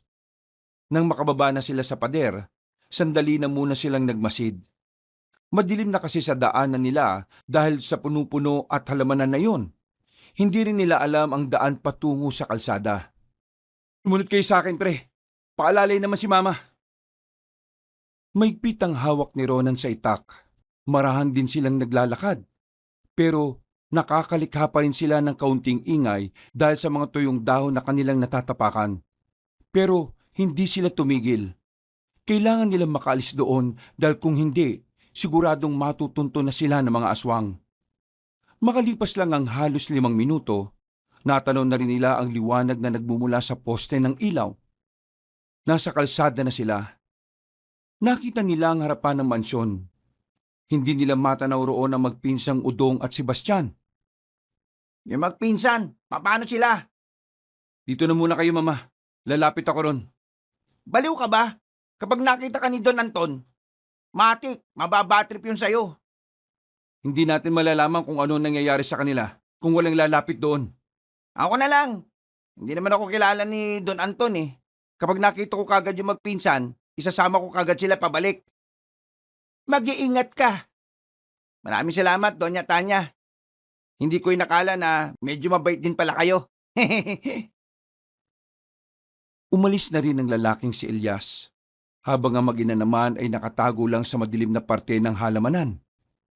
Nang mawala na sa paningin nila si Elias, kinakabahan na ng malala ang binatang si Ronan. Anak, patawad sa mga araw na hindi kita iniintindi.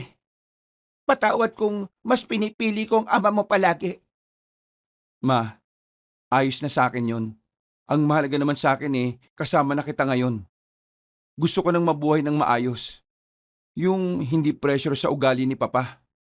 At isa pa, deserve mo ang matinong buhay. Hindi yung ganito. Lagi na lang tayong nadadamay sa pagiging masamang tao ni Papa. Maraming salamat kasi kahit na nagkukulang ako, hindi mo pa rin ako kinalimutan. Huwag ka mag-alala anak. Kapag natapos na ang problemang ito, babawi ako sa lahat. Makasama lang kita, ma. Bawing-bawi ka na. Natigil ang kanilang pag-uusap nang makita nilang paparating na si Elias at ang magpinsang Udong at Sebastian. Nang makalapit na ang mga iyon, ay sinabihan na sila ng mga iyon na tumakbo. Naamoy daw kasi ng mga aswang ang sugat ni Elias. Buti na lang ay nasa loob na ng mansyon ng mga iyon nang mangyari yon. Agad silang nakali sa kanilang kinalalagyan at meron silang pinasukan na bahay. Doon ikinukulong ang mga alagang kambing na malapit ng mga anak. May kambing pa nga sa loob pagpasok nila. Siguraduhin mong nakasarado, Elias. Mahirap na. Nakahinga na rin sila ng maluwag. Hingal na hingal sila lahat. Naupo na lamang sila sa dayami. Mama, si Udong at Sebastian, magpinsan silang dalawa. Sila ang tumutulong sa amin. Mga albularyo sila. Maraming salamat sa inyo. Kung hindi dahil sa inyo ay baka hindi ko na nakita pa ang anak ko. At kung hindi rin dahil sa akin, Ay, oo nga pala. Maraming salamat rin sa iyo, Elias. Wala nang ganong aswang sa labas. Lahat sila nagtipon-tipon sa loob ng mansyon. Kaya kailangan na natin makalis ngayon habang hindi pa sila lumalabas. Tara na po. Sandali lang. Nakita niyo namang may kasama tayong matanda eh. Bubuhatin ko ang mama mo. Hindi na, ako na. Hindi. Kailangan mo ang lakas mo. Kabisado mo ang asyenda nyo, kaya ikaw ang mauna. Madam, ayos lang po ba na ipasang kita sa likuran ko? Ayos lang naman. Kung hindi ka naman nahihirapan wala namang problema. Sigurado ka ba, Udong? Oo, kaya ko naman ang mama mo. Malakas pa ako. Wala pa naman akong galos. Tama si Udong, pre. Total, inyo to. Alam mo kung saan mas magandang dumaan. Muli nilang binuksan ang pintuan. Sumilip si Elias sa labas. Nang masiguro nilang walang mga aswang, dali-dali na silang lumabas. Tumungo sila sa gate. Nang makarating na sila roon, agad silang pumasok sa sasakyan ng mga magulang ni Ronan. Buti na lang din ay nadala ni Doña Tanya ang susi. Ang kaso nga lang, nakita nilang flat pala ang gulong ng sasakyan. Hindi rin gumagana ang makina ng subukan nilang paandarin. Nako, ang malas naman oh. Lakarin na lang natin.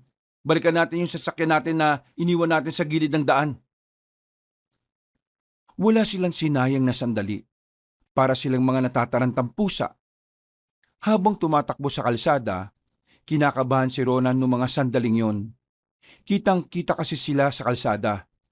At kung sakali mang may makasalubong silang aswang, mahihirapan sila dahil kasama nila si Doña Tanya.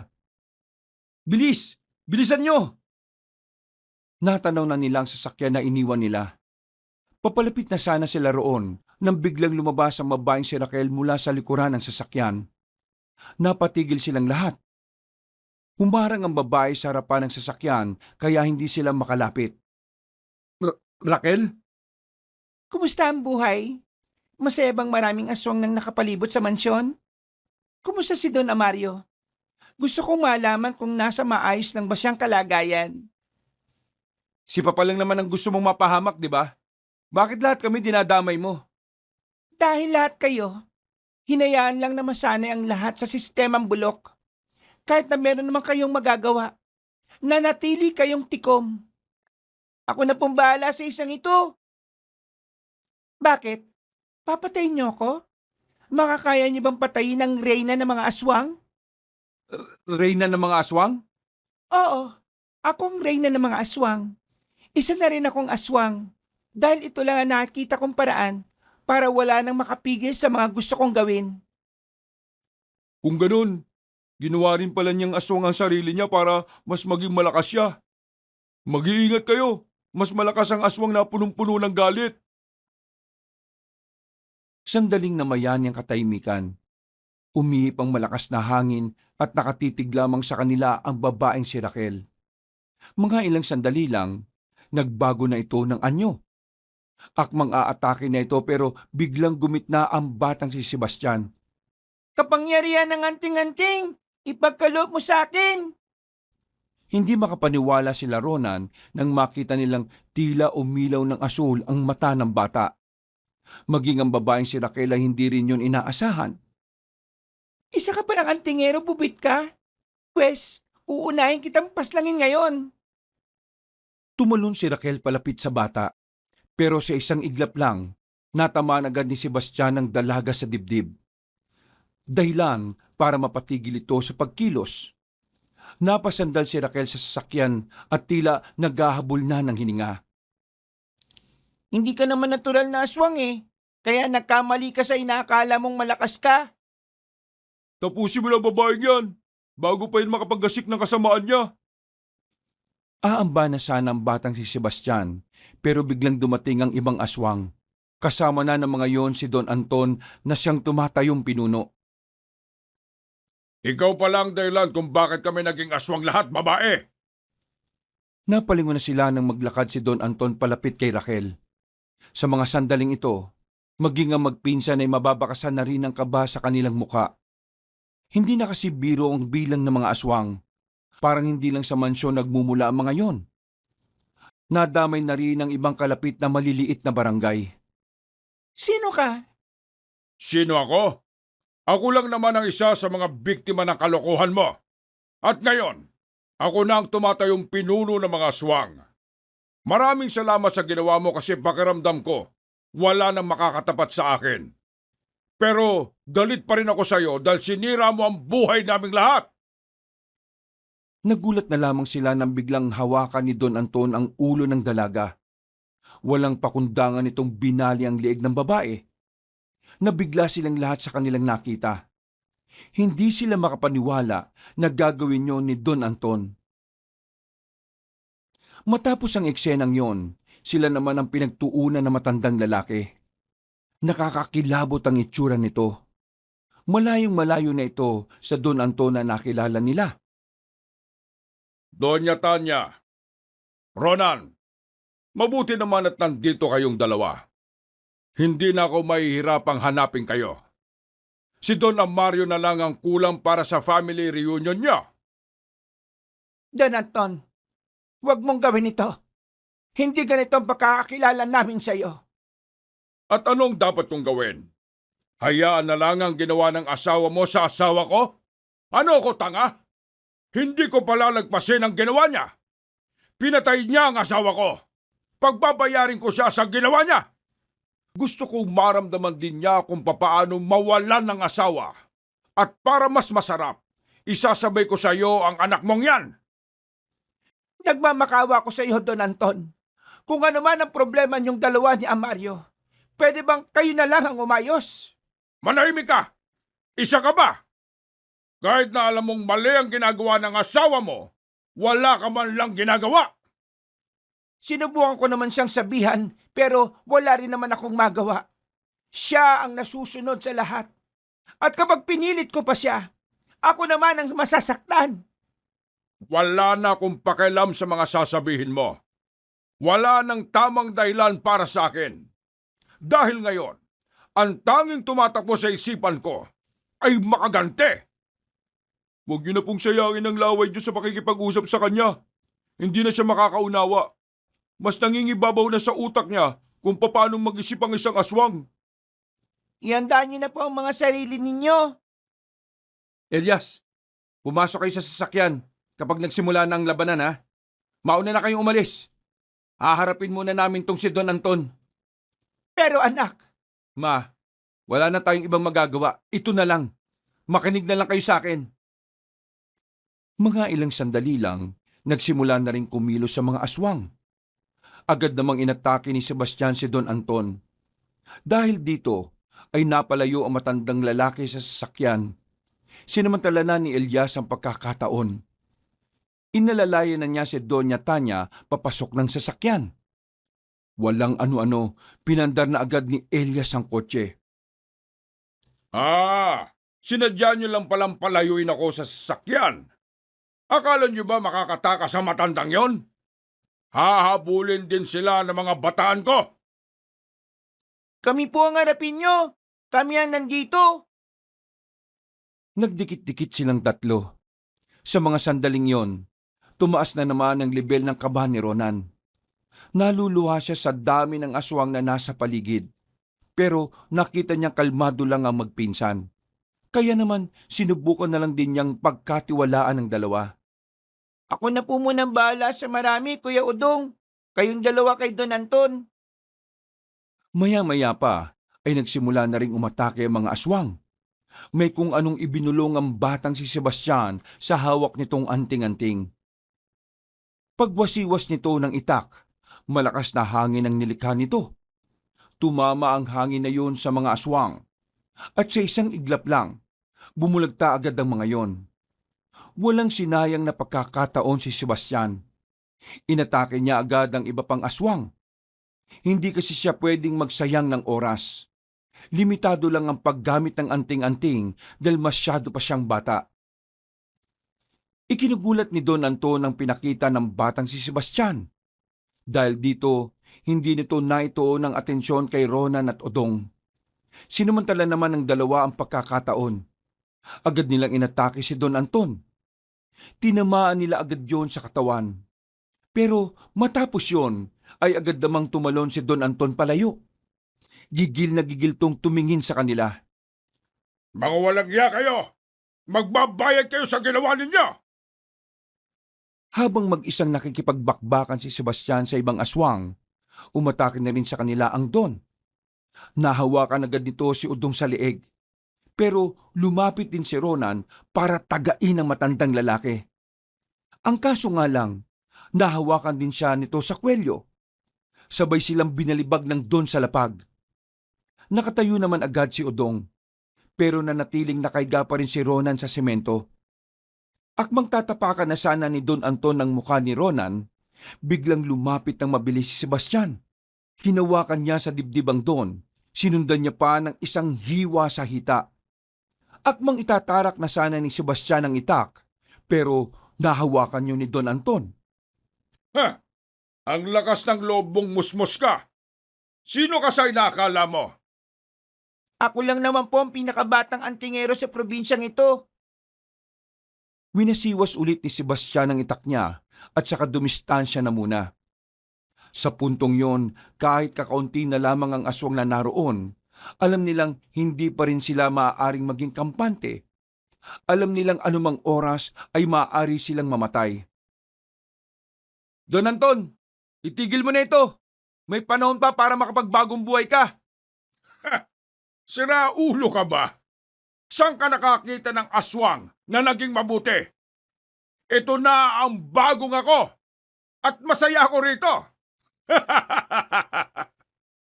Parang hindi man lang siya tinablan ng mga hiwa mo, Sebastian. Kailangan kong may tarak sa dibdib niya ang itak na ito. Pero hindi ko alam kung paano.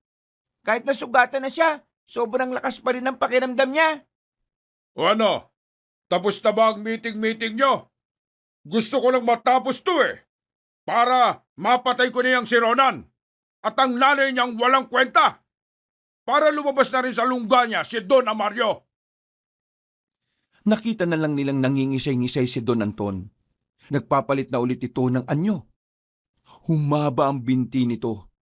Ganon din ang mga braso. Mas lumaki ang ibang parte ng katawan nito, lalong-lalo na ang mga kamao. Hindi na malaman na magpinsan kung anong klase ng aswang na ba yon. Ngayon lang din sila nakakita ng ganon. Ilag! Muntikan na silang tamaan nang gumapang palapit sa kanila ang matandang lalaki. Sa puntong ito ay kinilabutan na rin sila. Kahit ang mga aswang na kasama ni Don Anton ay parang natatakot na rin. Hindi na tumutulong ang mga yon. Sebastian, gaano pa katagal? Hindi ko po alam, pero tingin ko malapit na. Ano bang pinag-uusapan nyo? Napatingin si Ronan sa hawak-hawak ng bata. Ang anting-anting. Nakuha na agad ni Ronan ang ibig sabihin ng magpinsan. Mas lalo tuloy siyang kinabahan. Napagtanto niya kasi na sa oras na mawala na ang bisa ng anting-anting, wala na talaga silang pag-asa pang mabuhay. Makalipas pa ang ilang sandali, tinamaan na ni Don Anton ang binatang si Udong. Tumilapon nito. Meron itong malaking hiwa sa braso. Dahilan para hindi na ito makagamit ng kaliwa. Walang susuko! Kakayanin natin to! Sandali lang po. Lumusob ng mag-isa si Ronan. Buong akala niya kapag ginawa niya yon ay masisindak sa kanya si Don Anton. Pero isang malakas na katangahan ng kanyang ginawa. Tinamaan siya ng kamao ni Don Anton. Sa lakas ng pagkakasuntok sa sikmura niya, nawalan siya ng malay. Sandali lang siyang nakatulog. Wala pa yatang 1 minuto. Pero paggising niya, hawak-hawak na ni Don Anton ang magpinsan. Parehong kapwa sinasakal at parang kaunting oras na lang malalagutan na rin ng hininga ang mga yon. Pero laking gulat na lamang nila nang biglang may dumating ding matandang aswang. Hindi makapaniwala si Ronan nang mapagtanto ang aswang na yon ay ang kanyang ama, si Don Amario. Inatake ni Don Amario ang matandang lalaki. Dahil doon ay nabitiwan nito si Udong at Sebastian. Ako ang hinahanap mo, di ba? Ngayon natin pag-usapan ang problema mo sa akin. Nang makadistansya si Don Anton, bigla namang nilusob ng mga tauhan nito si Don Amario. Pero kinagulat nila ang susunod na nangyari. Nanlalaki ang kanilang mga mata nang pinagpapapaslang lang ni Don Amario ang mga aswang. Hindi malaman ni Ronan kung papaanong naging aswang ang kanyang ama at kung papaanong ganun yun kalakas. Basta't ang alam niya lang ay mas mabangis ang kanyang ama kaysa kay Don Anton. Sa isang iglap lang, walang nagawa ang mga aswang kay Don Amario. Maging si Don Anton na inakala nilang pinakamalakas na, ay binugbog lang ng binugbog ni Don Amario ang matandang aswang. Habang nagkakagulo sila, sinamantala na nila Ronan ang pagkakataon para makatakas. Pero biglang sumigaw si Don Amario. Saan kayo pupunta, Ronan? Sa hindi malamang dahilan, napatigil ang lalaki. Kinikilabutan siya kapag boses na ng kanyang ama ang naririnig niya. Hindi niya alam kung ano ang gagawin niya. Hindi niya maigalaw ang kanyang mga paa. Pakiramdam niya, napako na siya sa kinatatayuan niya ng dahil sa takot. Iiwan mo na ba ako rito? Halika rito! Bakit hindi mo ako tulungan patayin tong si Don Anton? Halika! Marang humarap si Ronan sa kanyang ama. Nakita niyang lupaypay na si Don Anton. Duguan na ang buong katawan nito habang sakal-sakal si Don Amario. Hala, hindi ka pa ba lalapit? Gusto mo ba masaktan? Papa, tama na. Itigil mo na to. Anong itigil? Nabubuang ka na ba? Itong si Don Anton ang nagtangka sa buhay natin. Ikaw ang may ginawang masama sa kanya, hindi siya. Kasalanan mo kung bakit kayo nagkagulong dalawa. Napakawalang utang na loob mo talaga. Gusto mo bang ikaw na lang ang patayin ko? Teka, nasan pala si Tanya? Saan mo dinala ang mama mo? Ibalik mo sa akin ang mama mo! Walang hiya ka! Binali ni Don Amario ang liig ni Don Anton. Unti-unti nang lumalapit ang Don sa binata. Pero bago yung makalapit kay Ronan, gumawa na ng paraan si Sebastian. Mabilis itong tumakbo at saka tinaga ang matanda. Pero sa kasamaang palad ay hindi naman ito tinatablan. At sino ka naman pumpwit ka? Ang lakas naman ang loob mong saktan ako gamit ang laruan mo. Gusto mo rin bang makasali sa mga taong masasaktan? Bumuntong hininga ang batang si Sebastian. Maging ang batang ito ay alam na ring hindi na siya uubra. Hindi na kasi nito nararamdaman ang bisa ng anting-anting. Bagay na mas kinabahala niya. Samantala, humarap naman si Ronan kay Sebastian. Hindi nito hahayaang saktan ng matanda si Sebastian. Ako ang saktan mo! Wala siyang kinalaman dito! Walang kinalaman pinagsasasabi mo. Walag ka ba? Hindi mo ba nakitang tinaga niya ako? Kahit na kailan talaga ang tanga-tanga mong tao ka. Wala ka nang kwentang negosyante. Wala ka pang kwentang anak. Pero mas wala kang kwentang ama at asawa. Anong pinagsasasabi mo? Buong buhay namin ni Mama, hindi namin naramdaman ang pagmamahal mo. Nabuhay ka lang kasi para sa sarili mo. Sakim, ganid, makasarili at walang iniisip, kundi ang sariling pagpapayaman. Mas hayop ka pa sa mga hayop. Sa pinagsasabing yun ni Ronan, ay tila unti-unti nang nagdalaiti ang kanyang ama. Hindi na nito namamalayan na nagbabago na pala ang anyo niya. Hanggang sa tuluyan na nga itong naging halimaw. Masyado ka ng matabil, Ronald. Oras na para ipaintindi ko sa iyo na nakakatakot ang kamatayan. Takbo na po kayo!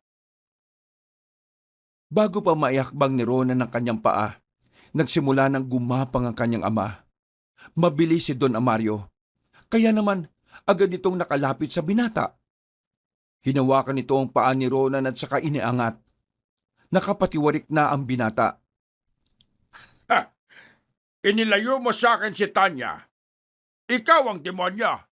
Paano mo nagawang paghiwalayin ang dalawang taong nagmamahalan? Hindi po kayo nagmamahalan dahil si Mama lang naman ang may pagmamahal sa iyo. Pero ikaw, wala. Wala kang pagmamahal sa kanya. Hinigpitan ni Don Amario ang pagkakahawak sa kanyang binti. Ramdam na ramdam ng binata ang sakit.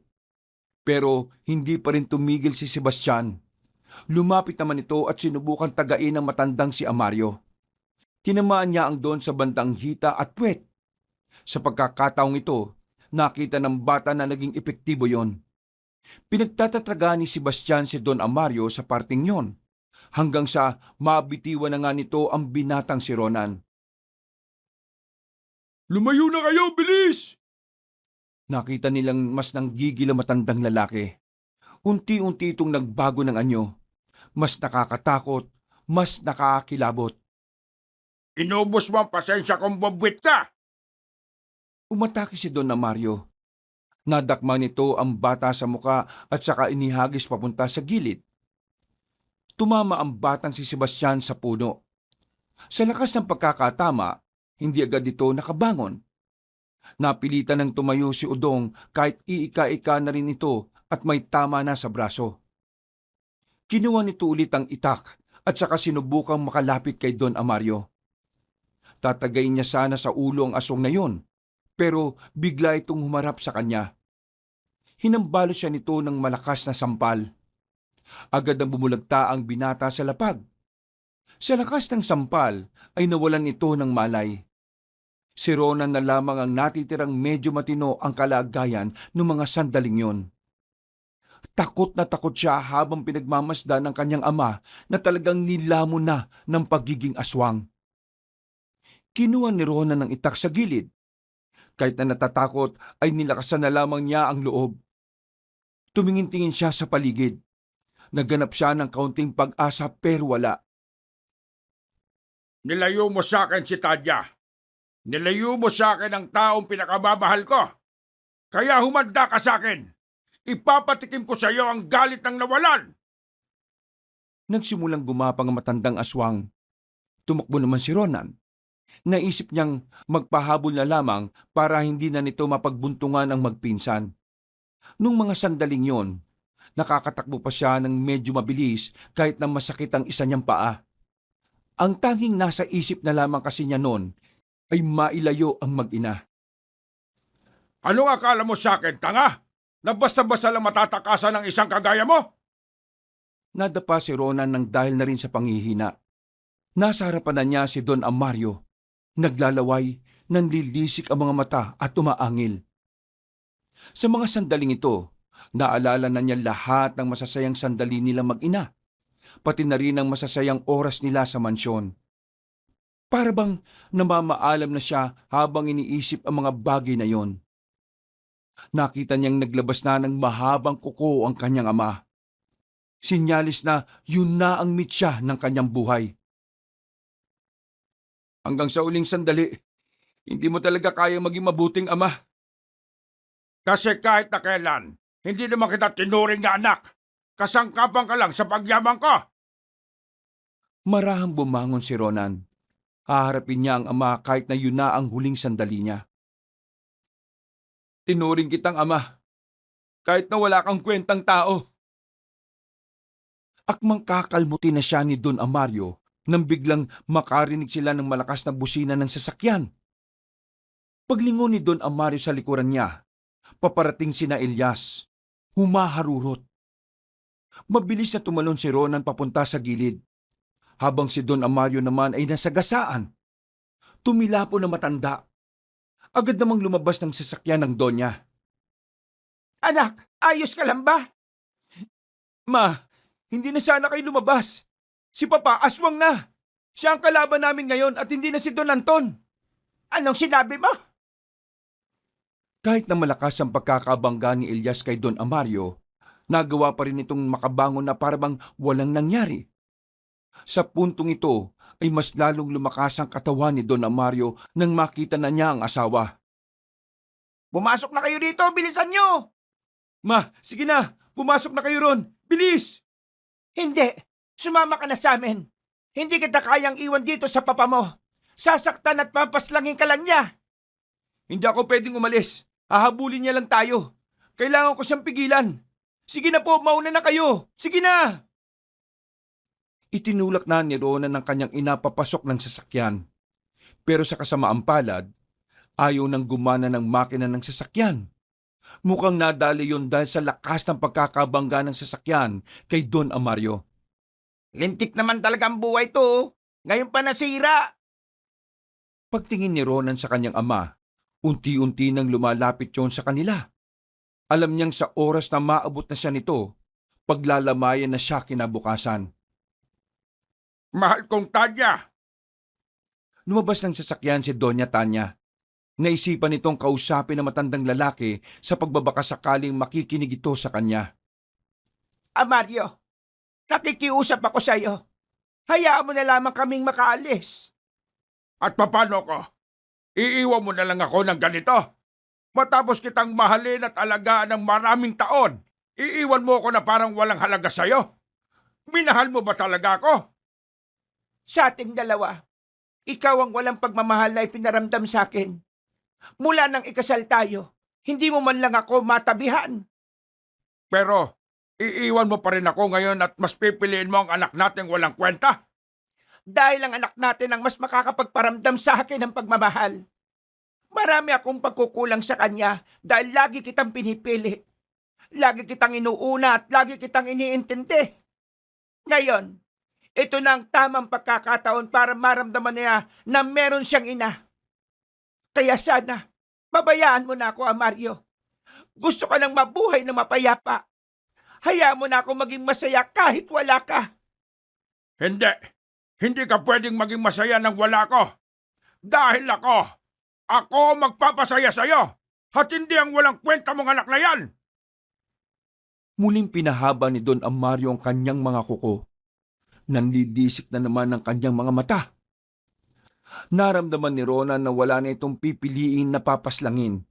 Kahit sino na lang. Kaya naman, pinabalik na niya ang kanyang ina sa loob ng sasakyan. Naiwan siya sa labas at buong tapang na hinarap si Don Amario. Hindi mo makukuha si Mama. Tapos na ang paghihirap niya sa'yo. Sinakal ni Don Amario ang binata at malakas na dinikit sa harapan ng sasakyan. Nasa aktong itatarak na nito ang mahahaba nitong kuko, pero bigla na lamang lumitaw si Sebastian mula sa likuran. Umapak ito sa bubungan ng sasakyan at tumalon patungo kay Don Amario. Hawak nito ang itak. Muling gumana ang anting-anting na dahilan para lakas loob na itarak ng bata ang itak sa ulo ng mabangis na aswang. Gumewang-gewang si Don Amario hanggang sa tuluyan na nga itong nalagutan ng hininga. Sa puntong yon, saka na lumabas sila Elias nang masigurong wala ng buhay ang kanilang kalaban. Napayak na lamang si Doña Tanya kay Ronan. Nagawa nilang matalo ang mga aswang sa asyenda. Nakahinga na sila ng maluwag. Laking pasalamat din nila nang tumulong na rin pala ang ibang albularyo ng bawat kalapit na lugar. Hindi na kumalat pa ang mga aswang. Wala nang nakagat na iba dahil nilagas na rin ng mga albularyo. Para kay Ronan, yun na ang pinakamagandang hamon na hinarap nila. Pero buti na lang, sa tulong ng magpinsan, nalagpasan nila ang hamon na yon. Nakabalik sila sa normal na buhay ng kanyang ina. Pero hindi na sila bumalik sa mansyon. Mas binabuti nilang manirahan na lang sa ibang lugar. Natutunan ni Ronan sa mga karanasan nila na maging mabuti sa lahat ng tao. Anuman ang antas nito sa buhay. Dahil maaring ang taong yon ay magdadala ng malaking gulo sa oras na ito ay nasaktan at naapi. Sa ngayon, masayang namumuhay ang mag-ina sa isang malayong lugar. Walang nakakaalam. Tanging silang dalawa lamang ang magkasama. Masaya na sila sa ganoong klase ng buhay. Simple at walang kahit na anong bahid ng kasamaan. Wakas.